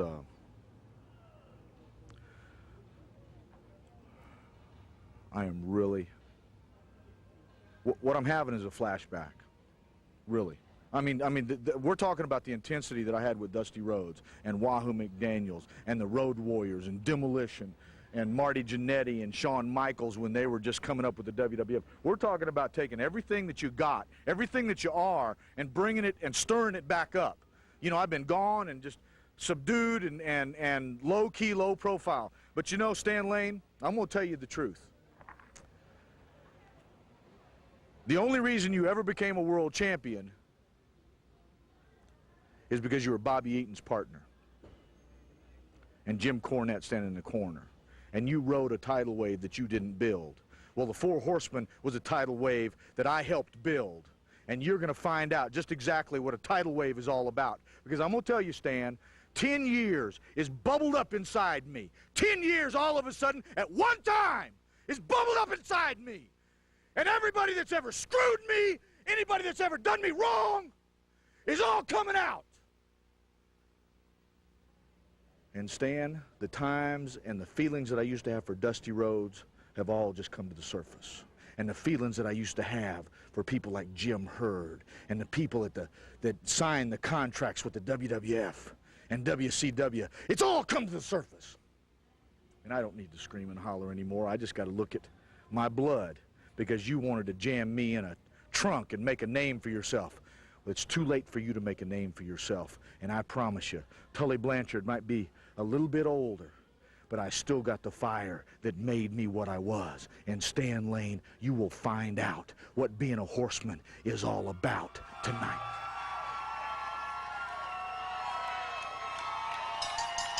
Ladies and gentlemen, our next contest is a singles match. First off, weighing in at 236 pounds from Pensacola, Florida, Sweet Stan Lane. Well, I don't know how Sweet Stan Lane is anymore after that heinous attack outside, but Sweet Stan Lane has come into the building now, ready to go at Tully Blanchard. Star protege of the legendary Ric Flair. One half of the Fabulous Ones tag team in the early 80s, and he has great martial arts skills, and he's a pretty good solo wrestler, Sweet Stan Lane. Wait a minute, Stan's gonna get. You know something, buddy? You're doing a pretty darn good job out here trying to be a ring announcer. I know you're a local guy and you want to impress all your friends, but you know, a man of my accomplishments, a man who's a member of the Fabulous Ones, the Heavenly Bodies, and the Midnight Express, the only tag team to be not only the U.S., but the world WCW tag team champions at the same time. I deserve a little bit better introduction than that. And you know, since I quit wrestling, I've moved on to this field of broadcasting, if you couldn't tell. I was a broadcaster for the World Wrestling Federation, and now I broadcast for ESPN. So get ready, turn your hearing aid up, and check this out. And now, ladies and gentlemen, I am the original gangster of love. I tip the scales at 228 3/4 pounds. I am Sweet Stan Lane. Pretty good. Excellent. Hit your heart out, pal. Sounded just like Michael Buffer. It sounds better than Michael Buffer. The women love this guy, Sweet Stan Lane, and the kids don't, apparently. Look at him, he's still cut, he's still in great shape. He's got guns, no question about it. Ladies and gentlemen, his opponent, weighing in at 241 pounds, from Charlotte, North Carolina, Tully Blanchard. Original member of the legendary Four Horsemen with Arn Anderson and Ric Flair. And a pretty nice entrance. He got the Tully big Blanchard. Tully Blanchard, of course. Look at Tully he Blanchard. Has vengeance in his eyes. Mr. Four after what happened to Horsemen. him earlier today. Brother, you don't look like a thoroughbred horse anymore. You look like a damn work mule. If you get in the ring, I'm going to ride you like Secretary. You know, this guy's preaching intense, and I'm on ESPN. You're a joke, Blanchard. Wait a minute, there's some bad blood. Stan Lane just said he's preaching intense, and he's on ESPN. Blanchard comes out and takes the initiative immediately. You know, this is one of the matches tonight that I was most interested in seeing. One reason, of course, turn back the clock to 1988, 1989, Mid-Atlantic. Then you had Arn Anderson, and you had Tully Blanchard, and then you had Stan Lane and Bobby Eaton with Jimmy Cornette. Classic confrontations, classic battles all over the Carolinas, all over Virginia, and they've taken this and other parts of the country. But right now, Tully Blanchard, of course, he's got a score to settle with Stan Lane trying to chase him all over the ring. Got that elbow, and obviously the ladies right around the ring very interested in Sweet Stan Lane. Ooh, nice takedown there by Sweet Stan Lane. Well, how and he's showing off his physique. A modeling job by Sweet Stan Lane. You know, I think Tully Blanchard he didn't give Stan Lane the proper credit when he says when he became world champion. He became world champion because of Bobby Eaton and Jimmy Cornette. That's like really cutting Stan Lane short. I think he needs to give him a little bit more respect regardless of what happened earlier today. Oh, big hip toss by Blanchard. And we may be seeing a classic match, old school wrestling right here between these two men. Tully Blanchard, credentials speak for himself. Stan Lane, his credentials speak for themselves. And these guys are going at it tooth and nail outside the ring. They're exchanging blows. The crib is not going to, I don't think the crib is going to hold them tonight. I don't think they're going to pay any attention to the ropes and may pay little attention to the referee. Tully shaking up. Oh, he's got him by the rope. See what I mean? There. They don't care. If a rope is you know what we saw earlier, what Sweet Stan Lane did when he attacked him outside when Tully came up in the limousine. So anything goes with Sweet Stan Lane. He takes out his vengeance on Tully Blanchard. Well, he came up in the old school, like do it to them before they do it to you. And he's doing it right now. Well, I think, you know, that you gotta do that. See, Rosenblum, you never had a fight in your life, have you? Have you ever been in a fight? I'm too nice a guy. See, you never had a fight in your life. See, I've fought all my life. I've fought in bars and all, you know, on side of the road. I fought in rings. I fought everywhere. You bragging about that? Well, no, but you got to, you see, because this is some tough guys, and if you're gonna fight, you got to go in there and you got to get it He's done. stepping there, and he knows it. Sweet Stan Lane. Got a few good moves too. Ladies like that. You know, some guys like it too. I think we should go there. Oh, neck breaker, a textbook neck breaker 1, by Stan 2. Lane. Just kicking out at the last moment was Tully Blanchard.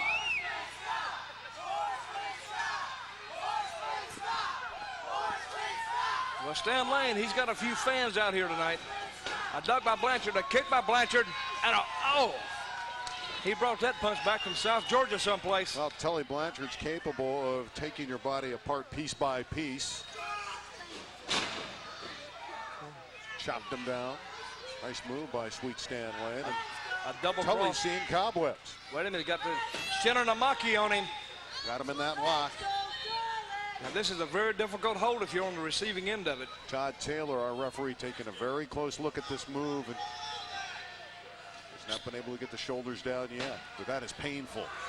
Tully's taking some beating here. And Well, you he's know able now, to tear away for a moment, but then Sweet Stan Lane holding on. Now he's going to body slam him off the ropes. he dropped him right across that top rope. See, I think he had the Blanchard confused with this, and Blanchard was probably getting prepared for a meeting with the mat, with a body slam, but he got met with the top rope right across the neck. Well, it's Stan Lane going for the ride here. Airborne right on top of the back. Drops that leg across him. Look at, they're mesmerized. Look at the eyes of the women just looking on. They're mesmerized by his sweetness, Stan Lane. I think she was looking at me. No, I think they're looking at Stan Lane. See, that's what you get for thinking, Randy. Who's she looking at now? She's not looking at us. 1, 2. Come on, Tully come on. just got out of there in time. Come on, Stan. Now, she's looking at Look, the guy. the dates aren't she's even looking at everybody. the She was looking at everybody. The dates are not even looking at their men right now. They're so enamored with Sweet Stan Lane. I think you kind of like him yourself, Randy. Well, you're talking he's about captivated this entire audience. Stan Lane, though, to the midsection. Here's a chance for Tully after he got Stan right in the midsection. Shoots him outside. Her mind is on Stan Lane. So is Tully Blanchard. Remember, he wants that revenge for earlier today when he was cut, when he was thrown down in the limousine. Well, you know, the ladies that come to the matches, they're gonna look at these guys, and sometimes, you know, that's why guys don't want to bring their ladies to the matches, because, you know, you're gonna see some good-looking guys here. You know, for years I had that problem myself. These are the heroes of wrestling at its best. Wait a minute. Casino Magic. They're right in front of us almost now. Wait a minute, he's backheeling him, he's taking him down. Wait a minute, he's trying to put a figure four on the outside. He's got it on the outside of the ring. But you can't win that way, Blanchard. You can't win that way. The fans are saying, get it back in the ring. Stan Lane going for the rise. Going for the eyes of piece Blanchard. of his face. Well, he got whatever he could get. Well, Sweet Stan Lane's going to crawl back in. He's through the apron and now on to the squared circle. Well, he beat the count in. Blanchard struggling on the outside a little bit. Tully's going to get in there. Don't worry about it. There goes Tully Blanchard. Both men laboring. Wait a minute, he got a sleeper on Stan Lane. Let's see if he Can't go to sleep against Tully Blanchard. He's too good a wrestler. Let's see if we can lock him down. Got that headlock on Sweet Stan Lane. Stan looking for the corner like he's trying to get there. Backheeled him. Blanchard back with it again. He went for the corner, missed the corner. Both men, I think, a little bit tired at this point. Looks like now. Stan Lane's more concerned about his hair. Is it in place? He wants to look pretty for the crowd. I'm going to tell him what you said. As soon as it's over, I'm going to Look at that. He's playing the crowd again. He's got to be concentrating on Tully Blanchard. Wait a minute. I don't know if he's going for a power driver or a power bomb. Wait a minute. He gets a backdrop for his trouble. And good thinking on Blanchard's part. Lane is square on his back, writhing in pain. Can Tully Blanchard get up and take advantage? He just threw Lane down. Both men trying to take it to each other here. I think Stan needs to turn it up just a little bit of a notch. This has been a war between Stan Lane and Tully Blanchard. Side suplex. Wait a minute. 1, 2, 3. Wait a minute. Is that it? That's Stan Lane winning? Stan winning? Wait a minute. Stan Lane thinks he's won. I think Stan won. Wait a minute. Stan win this one? It looked like Todd Taylor counted to 3, and now he's saying no. Now he's waving it off. He did wave it off. Wait he's reversing the decision, and he gave it an illegal move. Wait a minute. Stan Lane, he doesn't like this decision at all. He thinks he pinned Tully Blanchard. Now what happened there, Judge? Why did they change the decision? Well, very simply, both men's shoulders were down. The referee counted 3. It looked like Tully Blanchard got his up just by the 3 count. And well, they're still going at it. Stan Lane didn't think his shoulders were being counted, but Tully Blanchard coming back with a suplex. Now he's Stan Lane on the outside of the ring. In either case, fans, here on Heroes of Wrestling, right here, Tully Blanchard has just won. He's declared the winner. Tully Blanchard. Over Sweet Stan Lane's not happy about it, and he's already walking back into the dressing room. No, I don't think he's happy at all about it. There he goes up the ramp. He thought he won the match. There's that striking pose. Well, the people starting up the Tully chant now. Jam-packed crowd here, ladies and gentlemen. Casino Magic, Base St. Louis, Mississippi for the first Heroes of Wrestling pay-per-view. And the fans here getting their money's worth. Let's look, and we'll see exactly what happened here. Randy Rosenblum. Got to get the name right. I got to get it right. You see, we got a little bit of a bad angle here. With the referee sliding in the count, he's going 1, 2, and we're going to see an arm shoot up here maybe in a minute. Okay, here's the good angle. You see, when I call for something, Randy, you get it. My crack crew out there in my truck, they call it for me. Now we're going to get the good angle here. The referee sliding in. Okay, watch the arm. What, 1, 2, 2. And he's counting with both hands. See, 3. the arm comes up, and but that's a little bit of borderline, too. It looked like Stan Lane's arm up just a little bit. But, and after that, Stan, very disappointed, very unhappy, very disgusted, shoves the referee out of the way, said, "You piece of garbage, get the hell out of my way. Let me take care of business here because I don't think this is over." The Midnight Express. Controversial call. Look at Tully's shoulders. He able to kick out and move out? He was. He is. He's okay. Clearly. That's why Tully won, because he was able to get his shoulder off the mat. Well, let's go over to Michael St. John.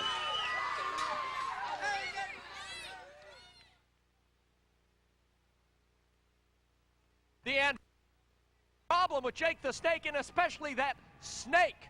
Hey, I don't have a problem with Jake the Snake Roberts, but this isn't the San Diego Zoo.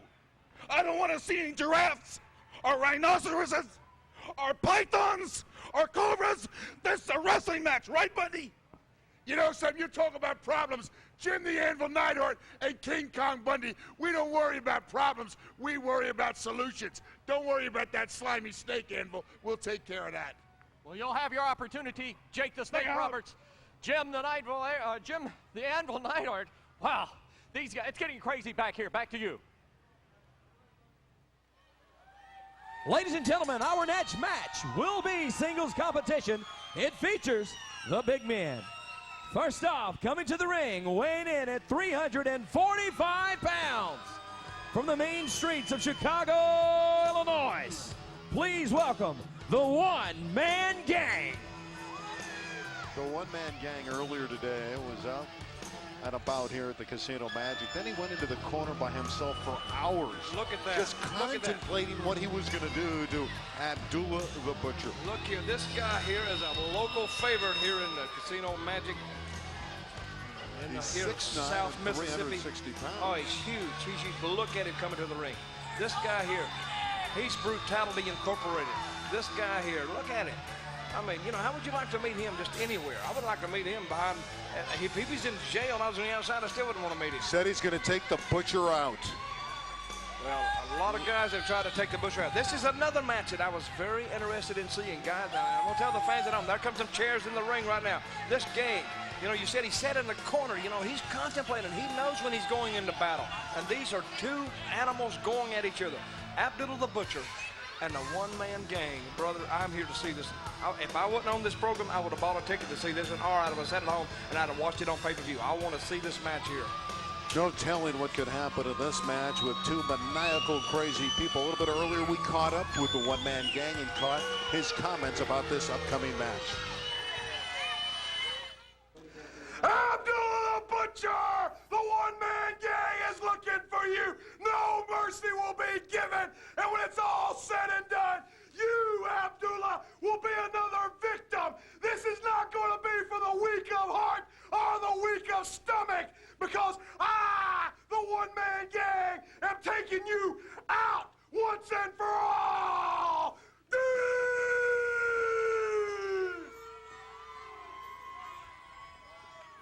An ominous-looking man is the One-Man Gang. And for you hardcore fans out there, this is going to be probably one of the... And his opponent, who will be accompanied to the ring by his manager, Honest John Cheatham. Ladies and gentlemen, from the Sudan, Abdullah the Butcher. Insane and crazy. Abdullah the Butcher goes by Abby. He's Oh, he's always a tough individual. You never know what he could pull out of his pocket. He has been noted for using weapons. He'll stick anything out at you. He's got some accompaniment to escort him out. Here comes Abby the Butcher. He's about 360 pounds, so both men about the same weight. This is a classic confrontation. Abdullah the Butcher known as a human blood bank. So this could be crazy and a bloodbath. I tell you that Abdullah, I think he's bled more. You got to float a battleship in the blood he's lost. Of course, who can forget his classic battles in the Caribbean with Carlos Colon? These guys, they have bled buckets. And of course, Carlos Colon is not the only one. I mean, Abdullah the Butcher, he'll bring blood and he bleeds like a stuck pig. And he is the master of foreign objects. Anything that's not nailed down, he may use. Both these men, big, strong, and huge. Look at, wait a minute. Using that chain effectively as the one-man gang on Abby. And Gang, he's not wasting any time getting to Abdullah. He knows he's going to have to get on him early because Abdullah is a strong finisher. He's finished a lot of guys off. And one-man gang, probably not the smartest guy in the world, but probably certainly not the stupidest. He knows he's going to have to take the battle to Abdullah early. Still have a couple great matches upcoming. Jimmy Superfly Snuka against Cowboy Bob Orton. And later, of course, the 1,000-pound war. We'll have that one, the former Yokozuna King Kong Bandit. Oh, look at the chain right across Abdullah's mouth, nose. He's pulling him tight, too. They're right above us right now. They're right above our broadcast booth. One-man gang, of course, like I said, a local favorite here. And there's already blood coming out of one-man gangs. I'll make that, it's Abdullah that's bleeding from the top of the head. That's where the blood's coming from. Abdullah already bleeding. Working that chain around the mouth. Around the mouth. It looks like he's almost got him. Look at that. Look, the blood already coming off the back of his head. Looks like he's almost trying to, he's like a horse he's trying to ride and putting a bridle in his mouth. Well, the wild man from Sudan is taking a beating. I'm going to tell you, Randy, you better be ready to move. These guys. That's over 700 pounds combined. I am going to move. We might not have audio. There goes the chair right on top of his head. Oh, a violent move by the one-man gang. Dutch is coming back into our location. He moved out of harm's way. One-man gang, look at that. Oh, that's a sick sight. Punishing attack so far from one-man gang. Well, I was trying to move her. Randy, and I had a little audio problem here. I kicked my connection loose, but I'm ready now. Abdullah the Butcher, a lot of blood already coming from his head. This is not a pretty sight. Well, nobody said it. Didn't I tell the people that if you didn't like it, sort of turn away from your screen? For the hardcore fan, though, hey, this is what you like. This is what you're getting here on Heroes of Wrestling. Abdullah the Butcher, one-man gang has really opened him up. Should be called one-man chain gang, the way he's going tonight with that chain. Wrapping it around the ropes, and now he wants to get it around the neck of Abdullah the Butcher. Now he's working on the eyes. He's working just on the face of Abdullah. I mean, you can't hurt the face anyway. But he's getting kicked repeatedly by one-man gang. He got the chair. Here comes the chair. You're right. Right on the throat.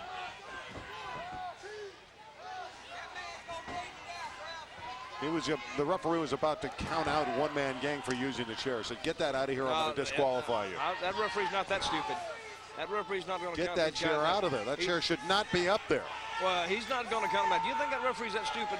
You know, he could wear that chair home for a necktie. Let me tell one-man gang he's going to disqualify. Well, the chain gang is working so far, right on top of the mouth. I don't know how he can breathe, Abby. See, these men agree that if any... How can he breathe? Well, I guess through his nose, I guess. I don't know, he's going to breathe the best way you can. You breathe the best way you can get by in these battles like this. This has been a violent bloodbath so far, dominated by one-man gang. Well, if it had to be awarded on points right now, you'd have to give it to one-man gang. One-man gang spraying perspiration right on top of the head, right where he's bleeding. He's going to take full advantage of that cut, his one-man gang. You see the skull and crossbones gracing one-man gang's outfit here tonight. She's going to sit on him on the ropes. And that's 300 and some odd pounds sitting on you. You can't breathe. People got their cameras out here now, knowing this is an historical event in the wrestling profession. Oh man, it's just dripping. One-man gang is quicker now. He used to be 425 pounds. He's down to a spelt 360. Wait a minute. Oh, come back. Oh, he got him right in the throat with that right hand. The people come to their feet now. They come up.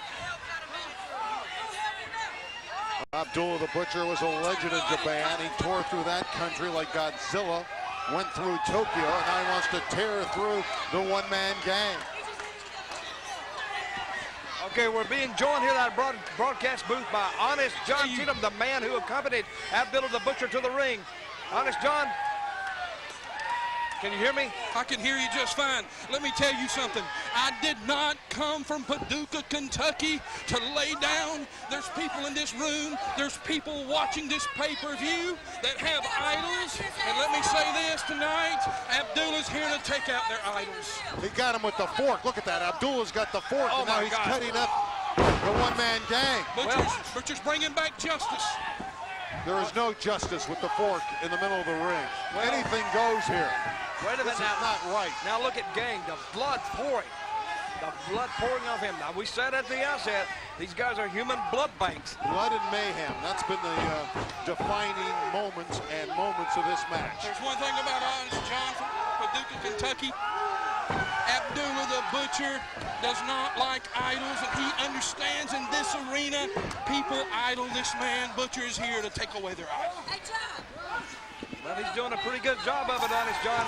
Honest John Cheatham, the man who accompanied Abdullah the Butcher to the ring, now leaving the broadcast booth. And Abdullah the Butcher absolutely bringing these fans to their feet, coming out of his trunks or out of his boot with a fork and returning the favor. Look at that bloody. This is cutting the ribbon. This is bloody. This is disgusting. The blood is pouring off one-man gang and repeatedly getting jabbed, getting stabbed with that fork.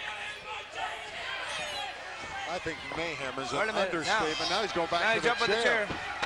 Right over the backside and off the left arm. And out of the top of the head with that fork. But hey, Fred Richards, the official's got to do something about this. Abdullah's not in a good. He's not in good shape either. He can put him away after the chair. What a bloodbath these two guys have had, and it's not over yet. Wait a minute, I think the referee. Wait a minute. There goes the fork. He got rid of the fork, did Abdullah. Wait a minute. Now here it is. He has all the momentum in this match. The Asiatic elbow coming up. Yep, he's noted for the flying elbow. There it is. The gang is down. No count yet. The gang is rolling. He's trying to roll out of the ring before Abdullah can catch him with another elbow. Both men now. Well, the Butcher's on the chase. One-man gang leaving, Abdullah stalking him down. He's trying to find his prey, and he found him. They're coming right to us. We got to be careful. Out of the way. Move, I'm getting out of the way. They're right at our table.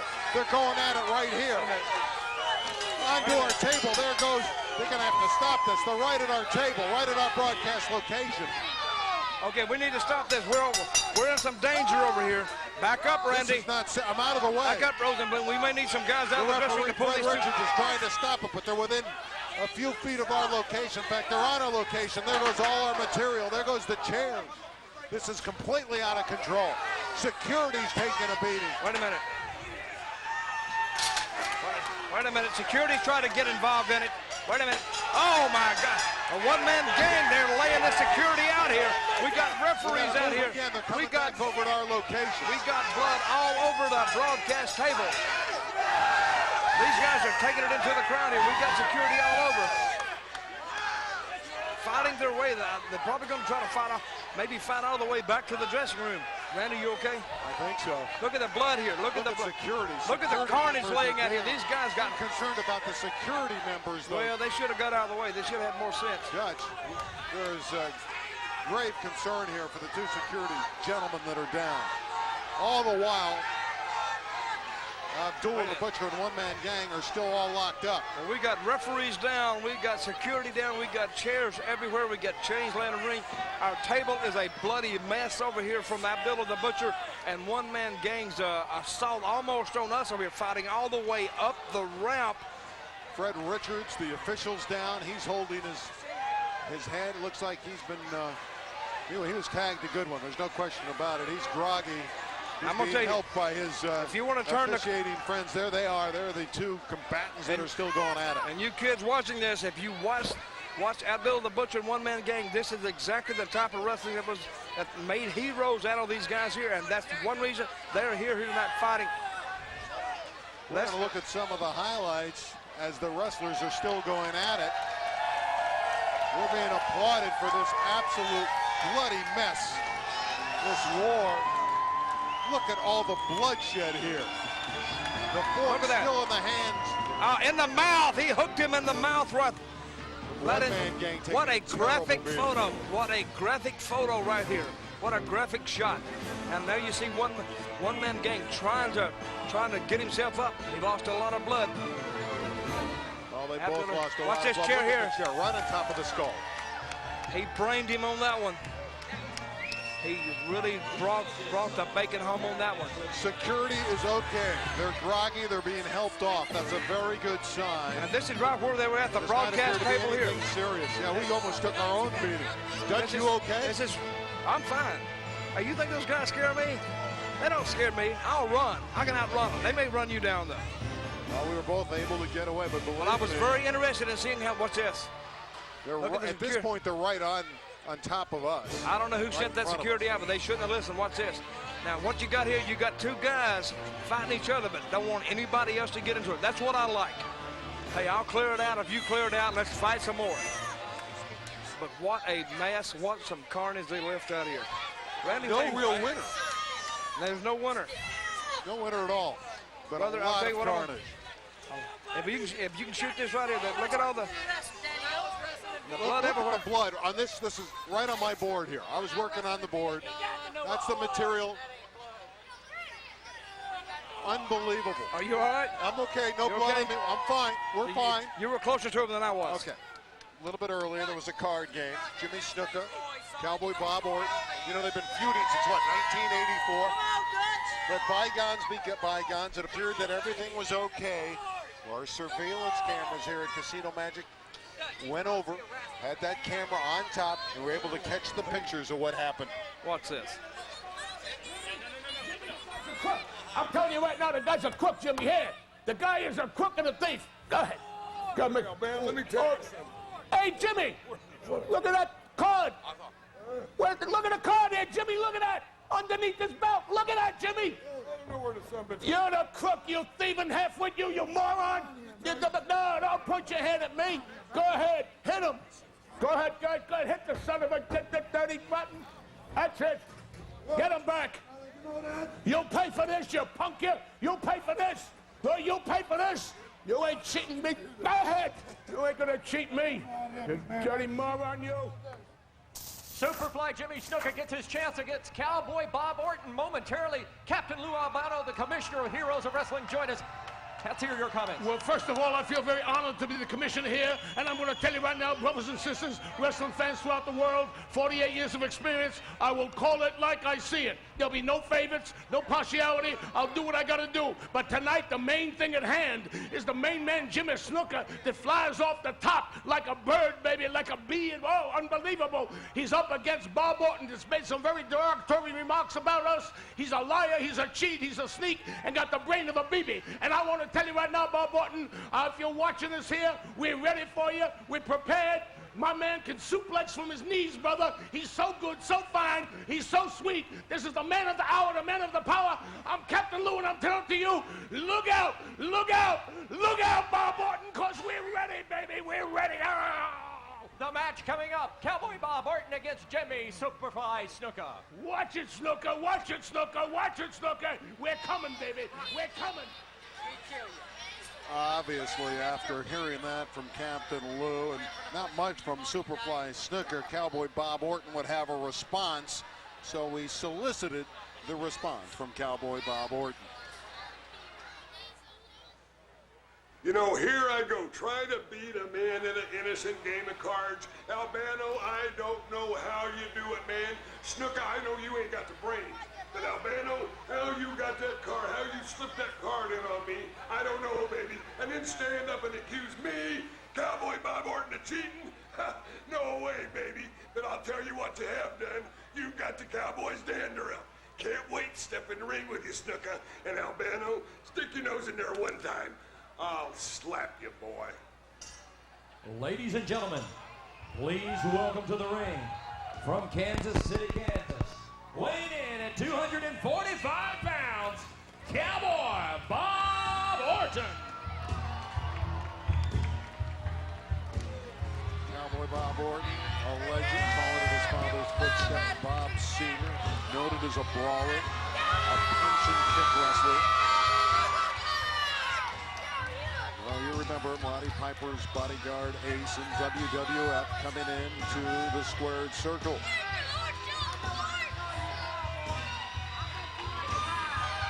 This feud has been going on since 1984. They've fought all over the world. Madison Square Garden, Sports Arena in Los Angeles, of course the Garden in New York. Bob Orton, the Cowboy ace, him and Jimmy Superfly Snuka. Captain Lou Albano. He hails from the Fiji Islands, weighing in 235 pounds, Jimmy the Superfly Snuka.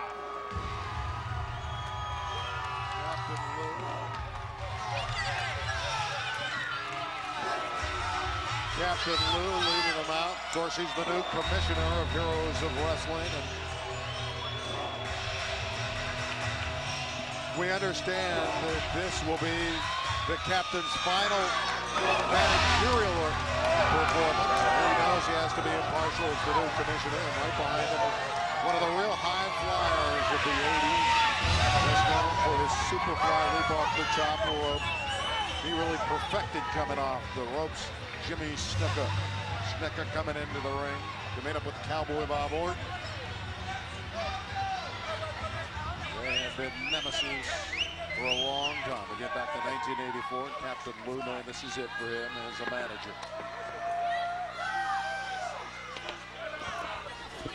We've been anticipating this one since the card game when we saw that video earlier, knowing that the feelings were running high. Superfly is the rallying call for the fans here at Casino Magic. I have a thought. It just occurred to me. I have a thought. Okay, Lou. I'm going to bring it We up. heard you, Lou. You have to be working on your match. Lou, go back there. You work on your match. He's coming over here, wants to do the announcing. Well, he's the commissioner now, see? Yeah, he can do anything, Yeah, can't he can do anything he wants to do. But, you know, a thought just occurred to me. If he, being the commissioner, isn't this like a conflict of interest? Well, this is his last managerial job tonight. He's stepping down. You sure of that? Yes. We've been... Well, who told you that? Yeah, we've gotten the confirmation. We do have confirmation. Yeah, we do have confirmation. I didn't see confirmation. Oh, okay, anyway, let's go back to the match here. A classic match here. Jimmy Snuka, Cowboy Bob in the Orton. midsection immediately. And I don't think he was cheating at the card game, actually. I don't, you know.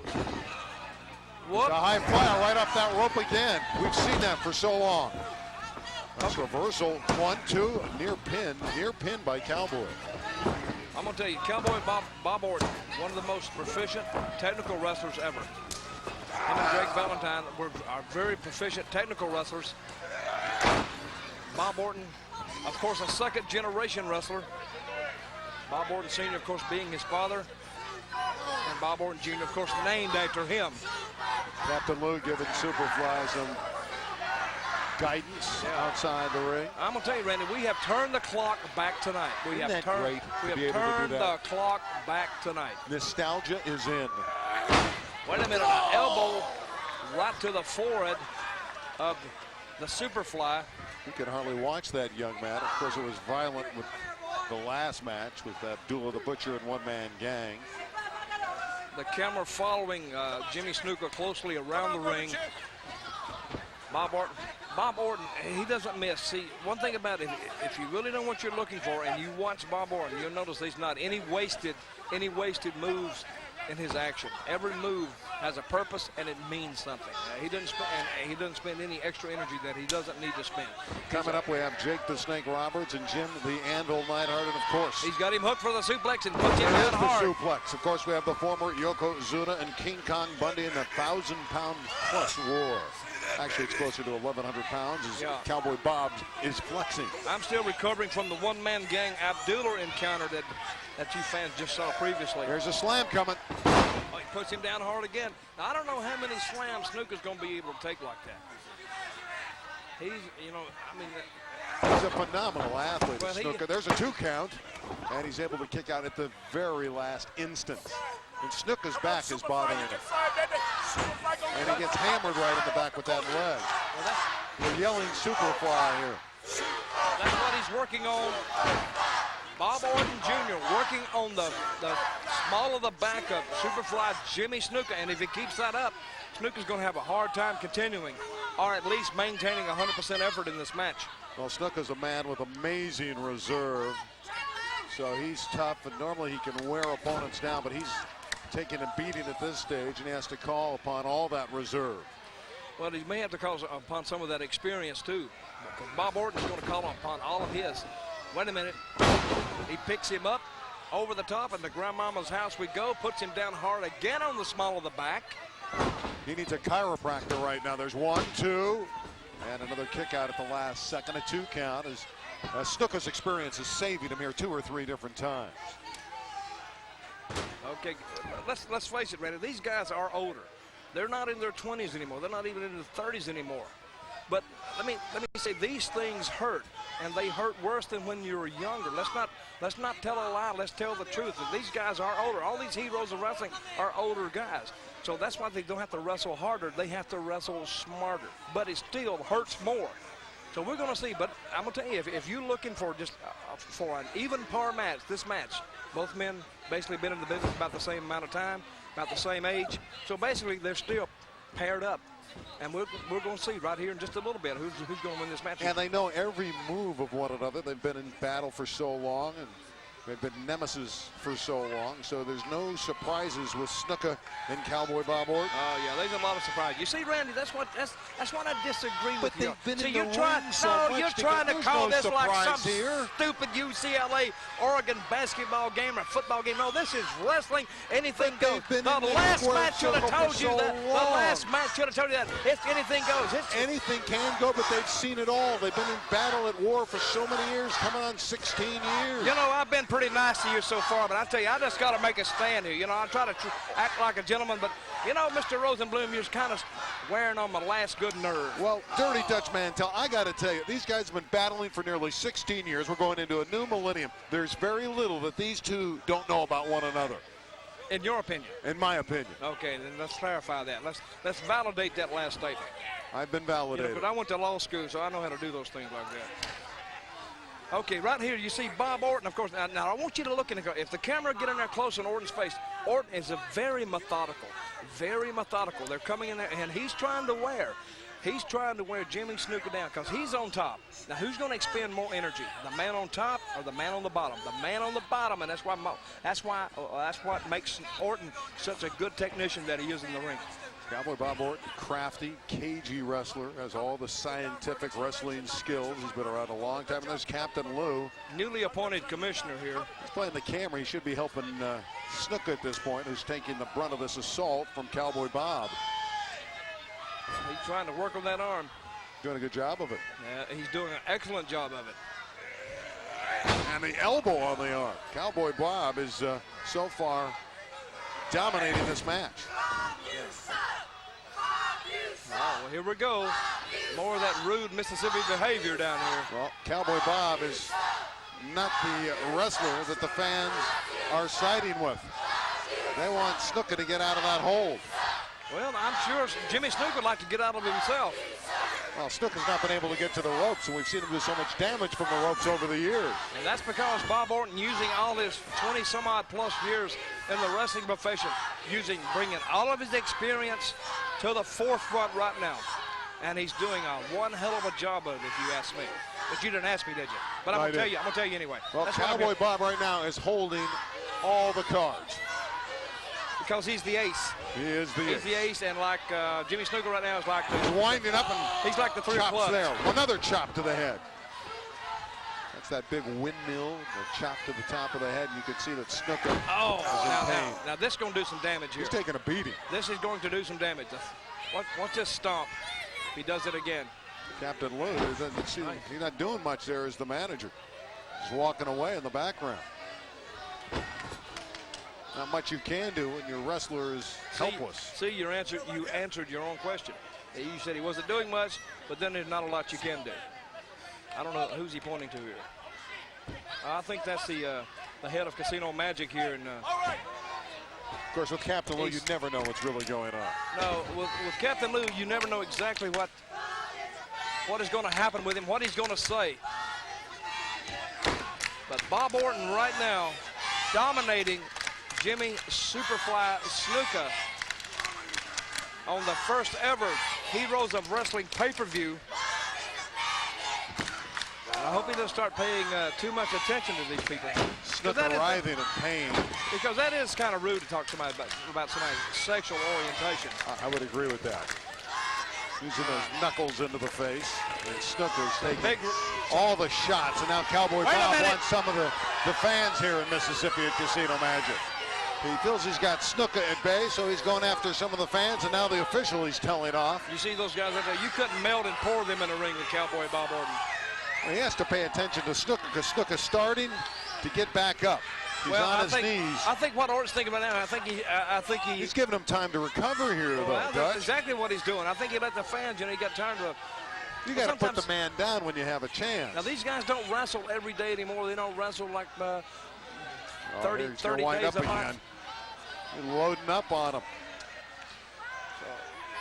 Snuka's done very little in the way of offense. He better get his ball rolling. He better crank his car up and get it rolling here. There he headbutts him. He headbutt Cowboy Orton. That looked like a little bit of a coconut, but wait a minute. Orton's seeing stars. Snuka has turned the tables on Cowboy Bob Orton. He's got him all chanting now. And a chop. This thing's turned around and the fans love it. Well, you said he had a lot of recuperative powers. I guess he proved you right. A right into the corner. Over the top. Is he going to go over? No, he's holding on. Wait a minute. Send him up on the top. And a kick. Right to the midsection. And Snuka feels Wait a minute. he's gathered it back together. He has straddled the rope. Look at that. He's a more confident athlete. And a kick to the midsection. Another punch. A chop. That chop right to the face. Wait a minute. Bob coming back. In for the ride. Collision there. A double collision. Wait a minute. He fell on top of him and see if the referee counts it down. They both look down. They're both down. 1, 2. Nope. Wait a minute. Oh, that was close. Very close. That was. Wait a minute. That referee, I think he give Jimmy Snuka a little bit of the benefit of the doubt there. He come down and saw it move. I think he's got quick reflexes, that referee. Both men are exhausted at this juncture. I think we better watch Snuka here. Snuka may have had something to do with these referees, too. They're yelling Superfly. Wait a minute. Trying to exhort this athlete on. He's going to the top rope. You can tell. He's going to go to the top rope. And everybody coming up now. He's noted for the leap, the Superfly leap. He's up on that top rope, but Orton won't let him go. Cowboy Bob has seen that leap all too often. He sort of did a little low bridge drop on that top rope. Okay, Bob, come on, Orton. You need to pull it together right now. Pull it together. Come on. Brain buster him. Brain buster him. Come on. I'm going to tell you, these guys, they came well prepared for each other tonight. They came well prepared. Cowboy Bob Orton telling the fans that he's going to take Snuka out. And when you watch Cowboy Bob Orton, you're watching a master at work. A master. Let's see if he can. Wait a minute. What's Lou doing? Lou held the ankles. Captain Lou held the ankles of Jimmy Superfly Snuka. Wait a minute now. The official didn't see that. Todd Taylor, third man in the ring, didn't notice that at all. And Orton's going after Captain Lou. And I think he hit his hand on the turnbuckle. There's the Superfly leap. 1, 2. He got him with it. The Superfly leap and a pin for Snuka. Okay, you got to give Captain Lou an assist on that one. Superfly can still get up into the air. He had to be 10 feet high when he got it fully exposed and out there. He was really up into the night. Well, a little bit of a controversial ending on this one. And you see Cowboy Bob Orton pleading his case to the referee. He said, I had him up there, referee. And the referee said, I didn't see it, you know. Referees never see nothing. That's what you're right. Cowboy Bob Orton is just irate about the fact that he was held back by Lou Albano. And Snuka gets the win. And if I was the official, I'd get out of there in a hurry, too. Cowboy Bob Orton, 248. Here's the finish. Here it is.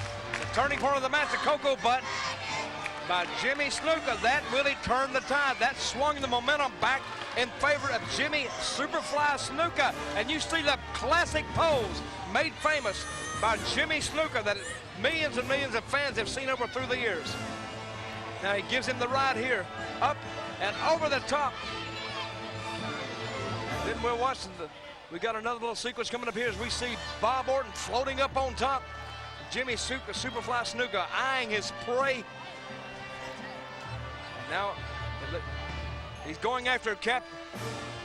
And we'll see the famous top rope that made Jimmy Superfly Snuka famous. And when he comes off with it, the fans react. They know that's the finish for Cowboy Bob Orton.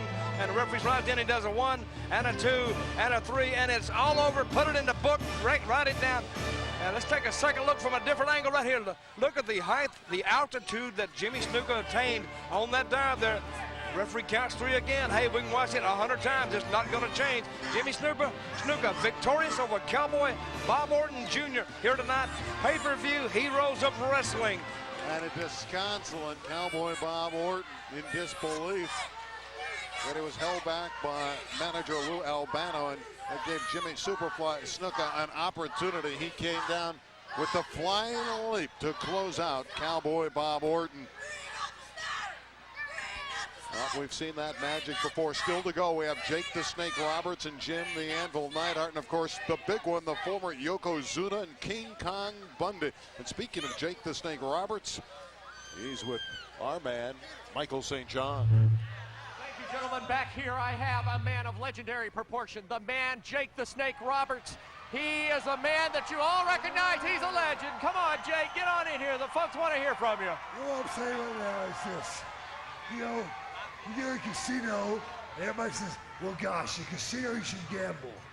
Let me tell you something, Anvil. You don't want to play cards with me because I'll cheat, okay? I cheat. You want to play 21? I got 22. You want to play blackjack? I got 2 of those, too. You want to play aces and eights? Maybe I got too many of those, too. Bottom line is this. You do not gamble with me. The only time you should gamble is this. Listen to me.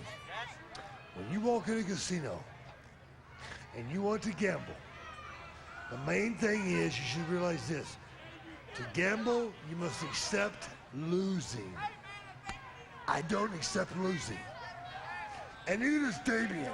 Damien, my friend. My friend Damien is right here. You see Damien? Yeah, he just stuck his head out at us. Nice pile of snake, huh? Oh. You don't want to see us, do you? Well, Let me show you something. Yeah, that's Let okay, me show you Jake. No, I tell you what, Anvil. Go ahead, Anvil. Roll the dice. Mr. Cameraman, get your ass back up here. Hello? I'm talking to you. Get the camera back up here. That is not what you need to worry about, Anvil. The bottom line is this. When the DDT comes, then the snake comes out. Worry about the DDT. DDT. DDT. DDT. DDT. DDT. DDT. DDT. Think about it. A man of his word, Jake the Snake Roberts. Back to ringside. Ladies and gentlemen, our next match of the evening will be singles competition. First off, coming to the ring from Reno, Nevada, he weighs in at 256 pounds, Jim the Anvil Neidhart.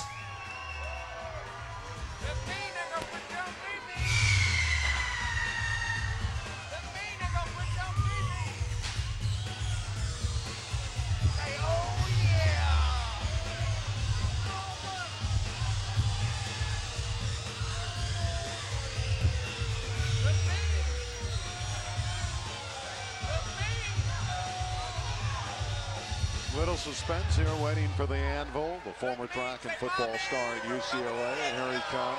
Played with the Oakland Raiders and also the CFL, professional football. One of the most powerful men in wrestling. This guy is known for his thunderous power slams. Big, strong man. Played a lot of professional sports. Football player, track star, just like you said.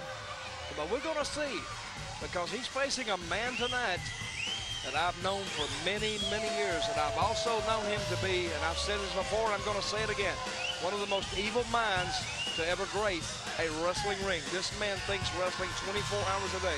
He thinks it even in his sleep. And when he has a nightmare, it's about wrestling, and when he has a nice dream, it's about wrestling. But rest assured, this guy, when he comes down, a master tactician, thinking wrestling all the time.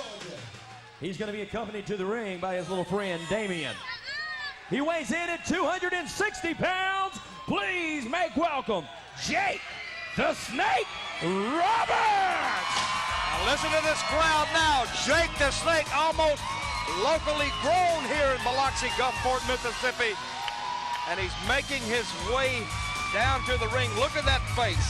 That face there, believe me, has concocted up some vile schemes. In the bag is Damien, the 14-foot python. He'll bring that into the ring, and of course, if he wins, you know, he'll just lay it right over his opponent, Jim the Anvil Neidhart. And he's thinking right now, you know, he's thinking how to take the get the best of Jim the Anvil Neidhart. That snake, Damien, you know, I've had it laid on me before, and it is not a pleasant experience. We see all kind of wrestling media around the ring tonight. We see Pro Wrestling Illustrated, Wild Magazine. We see a lot of people represented tonight from the wrestling media. Flash bulbs popping all over the place. And a lot of print writers, a lot of internet people around here tonight. But this right here, this is the heart of Snake Country right here. Well, this is an historic night, the first ever Heroes of Wrestling. And Jake the Snake Roberts, very, very crafty, maniacal, devilish, and calculated. Wait a minute, he walked back to the... Of course, one of his great calculations is to have that snake with him. Wait a minute, he walked back. Look, to me, this has got to be a psychological ploy, if you ask me. Exactly what it is. He left Damien at ringside, knowing Jim the Anvil Neidhart is not going to mess with that snake. He can leave the snake there. The snake is unprotected, but the snake can protect itself. Well, the Anvil does not appear to be bothered by it all.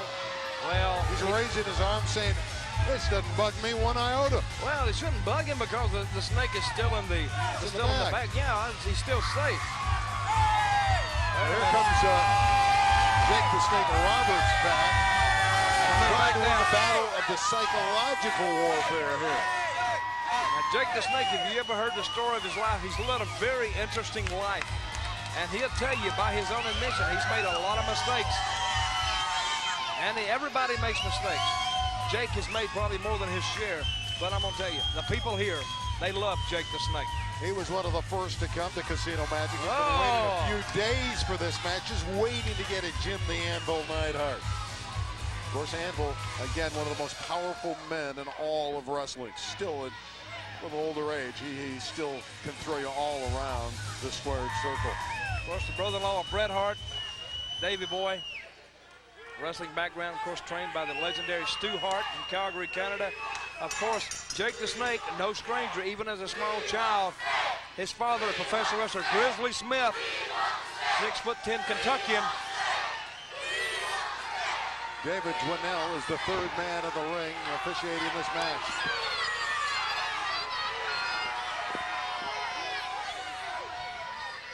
Jim Anvil's turn. Jim Anvil Neidhart to work the crowd. Now, I've said this before tonight, but if you tune in late, fans, you're looking at guys who, you know, you see WWF, you see WCW, you see the big surge of popularity that professional wrestling is enjoying today. These are the guys, along with me and everybody else here on this Heroes of Wrestling card, that made all this possible. Jim the Anvil Neidhart, of course, a big star in the WWF. Jake the Snake Roberts, Intercontinental Champion. with the WWF and wrestled in every regional territory in the United States. These guys have paid their dues, and now they're coming back and they're giving the fans another look at them. And I think it's great. The Heroes of Wrestling, big debut here tonight, here in Biloxi, Gulfport, Mississippi, here at Bay St. Louis at Casino Magic. And I think it's a great night, an historical night. And I've said that, I may have said that too many times, but it is an historical night if you're a dyed-in-the-wool wrestling fan. Well, they certainly built the foundation. We finally have begun after the big build-up. Neidhart and Roberts, and Jake the Snake throws down the anvil. That snake is ominous in the corner right behind How Anvil. big is that snake? It's 14 feet. How do you know? That's what they told me. It's written down right in front of us. Oh. There, 14 feet in that bag. I thought you may have got down like measured it or No, something. I'm not getting that close to the snake. You know, because I know how accurate you like to be, Randy. I want to be accurate, but I'm not getting close to that thing. Okay, Jim the Anvil Neidhart backing off right then because Jake backed up right over the snake. And you said it didn't bother Neidhart, but he didn't spend any extra time over there in that corner. And the people, I think, they want to see that. They want to see Damien make a big appearance here. Oh, my there he God. Look at that. Look at that reptile in there. They lock up, as Gordon Soley, the Dean of Wrestling Commentators, used to say, collar and elbow. Right to the midsection goes the anvil, and he pokes him in the eye, and then on top of the head. Another chop. Sort of working over Jake right now. Damien making some, you know, that opening's open there. That snake could get out. It's going to get out. Yeah, well, I'm telling you, that damn thing gets out, I'm gone. He comes slithering over here, you know, you'll be doing it by yourself, Randy. I have a healthy respect for concrete, metal, and snakes. That's another thing I left out a while ago. Okay, the Anvil Neidhart taking advantage of Jake the Snake now. Again, here's where that strength comes into play. He's just so strong, the anvil, holding onto that arm, and you can see that Jake the Snake is worse for wear. He can break your arm with that kind of shot, can Anvil. Yeah, I'll tell you, that Jake's been through some wars. He has been through some wars. He might have some help, though, with that python 14 feet ominously in the corner right behind him. Well, the crowd getting behind him.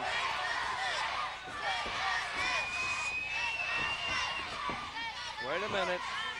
Nice reversal by Jake the Snake Roberts, and then he's reversed. Good elbow by Jake the Snake Roberts. Wait a minute, he's going for that DDT. Now that shows a healthy respect for Jake's signature move, the DDT. Wait a minute, that snake is out. I'm gone. Wait a minute, that snake is getting out. Where is that snake? That snake is moving. Hadn't gone very far yet. The DDT just stands simply for the end. He's walking over there. Neidhart is walking over there toward that. Anvil's glancing snake, at you. Dutch and Anvil about ready to go at it. Dutch, relax. You don't want to get mixed up. This guy's still. Wait a minute, he's halfway out. What the heck? Get that snake back in there before he just runs rapid. You don't like snakes? Oh, I love them. Yeah. Hey, wait a minute. I think Lou Albano, the commissioner, should come out here and sort of enact some of his duly appointed or newly appointed duties here and put that snake back in that bag. Wait a minute. Yeah, I believe the Fostone lawyers do not believe from a legal... He's bringing it out right now. Oh, my God! I'm out of here. Wait a minute. Look at the size of that thing. 14-foot python. He's showing it to everyone, and the Anvil's out of here. The Anvil's out of sight. He's gotten out of harm's way, and the fans love the snake. Wow, look at the size of that thing. Look at where the Anvil is. He's about ready to leave and go up the ramp. Well, I don't blame him. Well, Jake the Snake right now having a bit of a good time, I would say, with Damien out of the bag.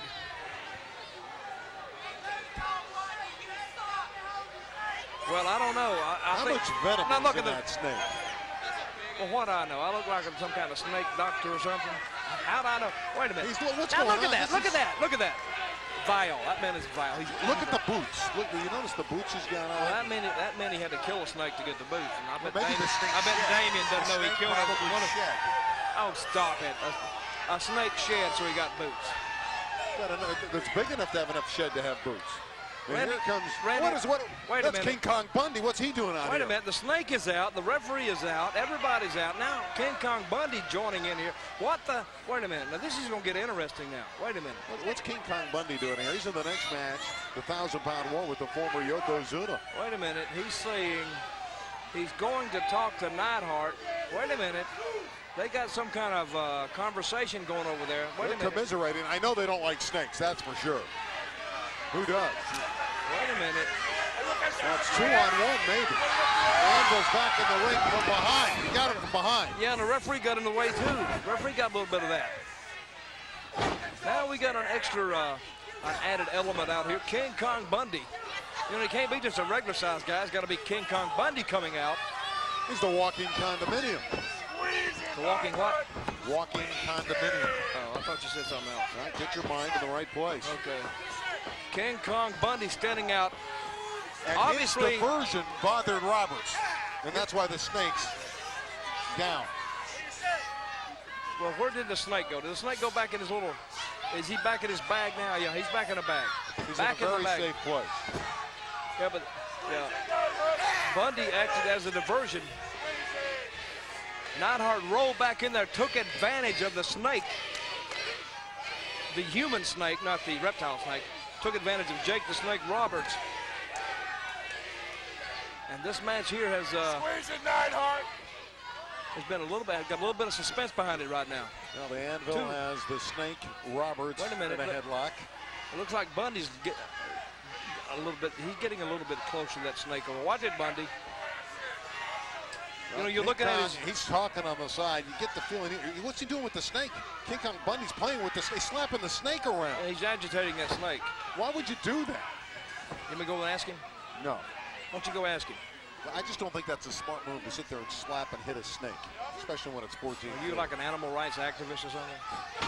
No, but I still don't think that's a great idea. I bet you're a tree hugger too, aren't you? You know, listen, hey, let wrestling be wrestling, you know, and, you know, keep these social comments to yourself. Wait a minute, Neidhart went to the well just a little bit. Jake calling for the DDT. That's his signature move to call for. Wait a minute, Bundy is up. Bundy's up. Wait a minute, he's going for the short one. He knocks him down. Bundy is up. A short clothesline by the Snake. Bundy extolling Neidhart to get up. Crowd wants the DDT. Wait a minute. Snake saying he's number one. He hits Bundy. Another knee in the back. Now Neidhart, they got Jake down. Wait a minute, Bundy coming into the ring now. This is unfair, 2-on-1. Bundy's too big a man. Fans here are up in arms over all this. Bundy kicking Jake the Snake. Neidhart kicking him. Well, that'll teach Jake to bring a reptile to the ring. You know, he's got by with it for years and years and years and years. And to me, I think it's finally somebody put a stop to it. They finally taught this man a lesson that wrestling is for athletes, not animals. Wait, it's the former Yokozuna. Wait a minute, we got another guy coming. Look, Yokozuna coming down to the ring now. It better not be 3-on-1. Well, we don't know his intent when he's coming to the ring. Now look, he is. He needs to help Jake the Snake Roberts. This is 650 pounds, enough girth to move the earth. Wait a minute, both men have backed up now. And he's talking and he's showing what he thinks of King Kong Bundy. We're supposed to have them in the next match. What's going on here? Are they going to start their match right now? Wait a minute. Let's see what the referees. Everybody's standing around. That's like a. Well, King Kong Bundy and the former Yokozuna are going at it. Wait a minute. Well, I guess 1,000-pound war. No, wait a minute. Neidhart's back in it now. This is more like a 1,500-pound war. I hope this ring can hold these guys. Neidhart over 300. Bundy 450. How much is Yokozuna? 650. They're quivering in L.A. and San Francisco, thinking there could be aftershocks, another big earthquake with that much tonnage out there. Well, he's laying in on him. Wait a minute, Jake's still on the outside. This is now a tag team match. They announced it's a tag team. It's suddenly a tag team match. King Kong Bundy. Okay, they've just turned it into a tag team. Hey, can the referee do that on his own accord? Can he just... Wait a minute, we got a big match here. Neidhart on King Kong Bundy. This is crazy. So the 1,000-pound war has developed early. Jake Snake Roberts is right in the middle of it. Jake the Snake outside the ring. Looks like he's holding his ribs.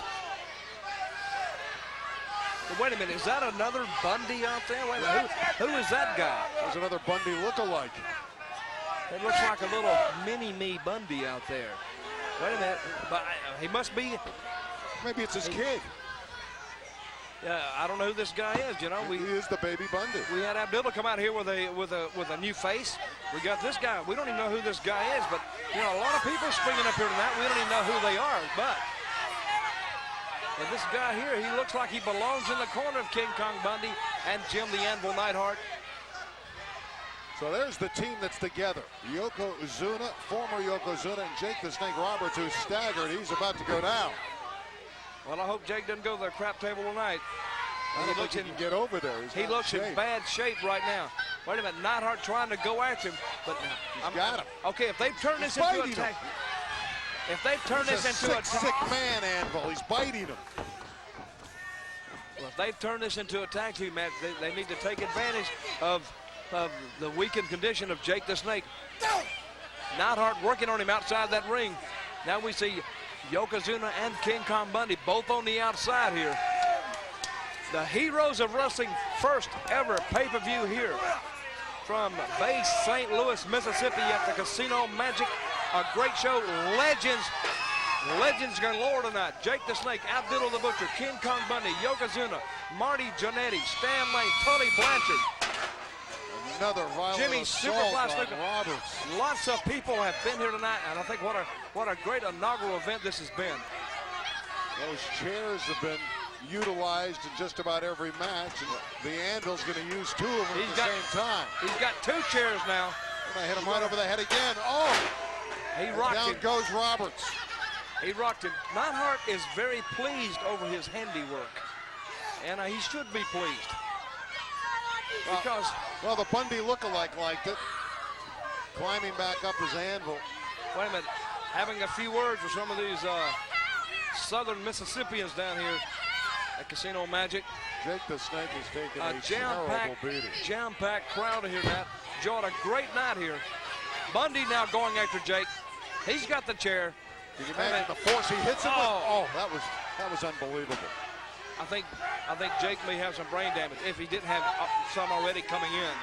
But I think he's sort of advanced his brain damage. You know, that's not real good for your mental capacities. Randy, I don't know if you know that. Not good for your lifespan at all. Yeah, I don't know if you know this or not, but getting hit in the chair is not a good thing to happen. No, I don't think it's you know, it's sort of bad. I wouldn't recommend it to anyone at home.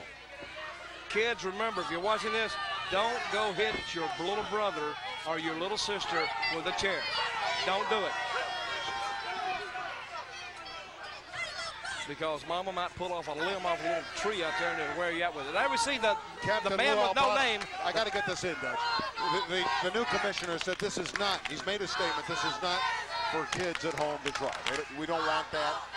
This has gotten out of control. We've seen a lot of things to it, and the commissioner knows he wants none of this to be tried by children. Okay, Neidhart right now taking it to Jake the Snake. Jake the Snake, since they got the drop on him, has sort of been on the receiving end of all this punishment that Neidhart and King Kong Bundy have been dishing out. They're kicking the daylights out of Jake the Snake. Yokozuna, former Yokozuna, just helpless in the corner because count, Jake Ralph, the Snake count. can't give him the tag. Count. One. Nope, not enough. Bundy didn't pin him for the count. Of course, Bundy loves the 5 count. Ooh, that flying elbow. Yeah, but I think he's settled tonight for just a 3. Wait a minute, his foot is on the rope. It is on the rope. And the man with no name out there, the mini Bundy, he tried to push the foot off. There's the tag, so the Anvil's back in. He needs, and now this is a tag match, like they said, and I'm sure it is. Yokozuna in the corner. Jake needs to make a tag to him. Well, he's got to get over into the corner. I don't think Jake. Stretch out there. I don't think Jake knows where he is.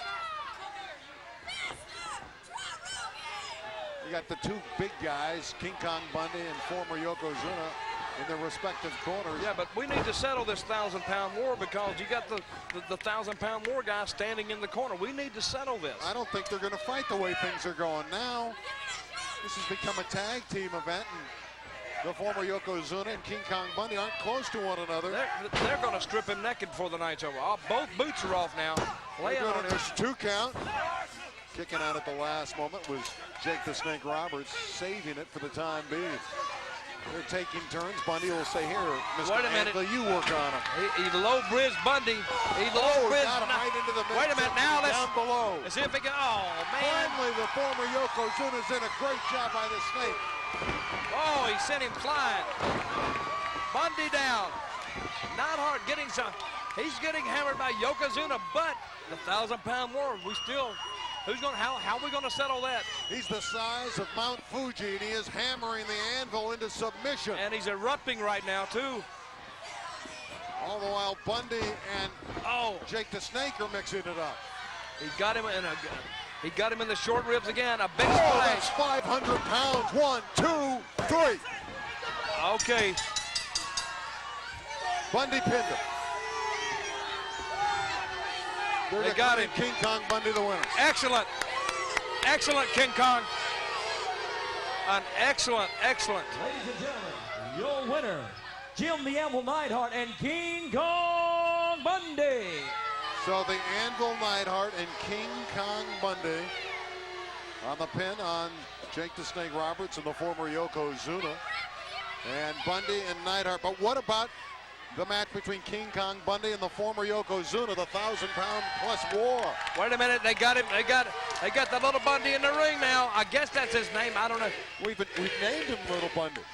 They want the DDT, the finishing shot that would be applied by Jake the Snake Roberts. Wait a minute, it doesn't look like Bundy and Yokozuna are coming back to try to save this guy. Wait a minute. The little Bundy may take the ass kicking that they wanted to give to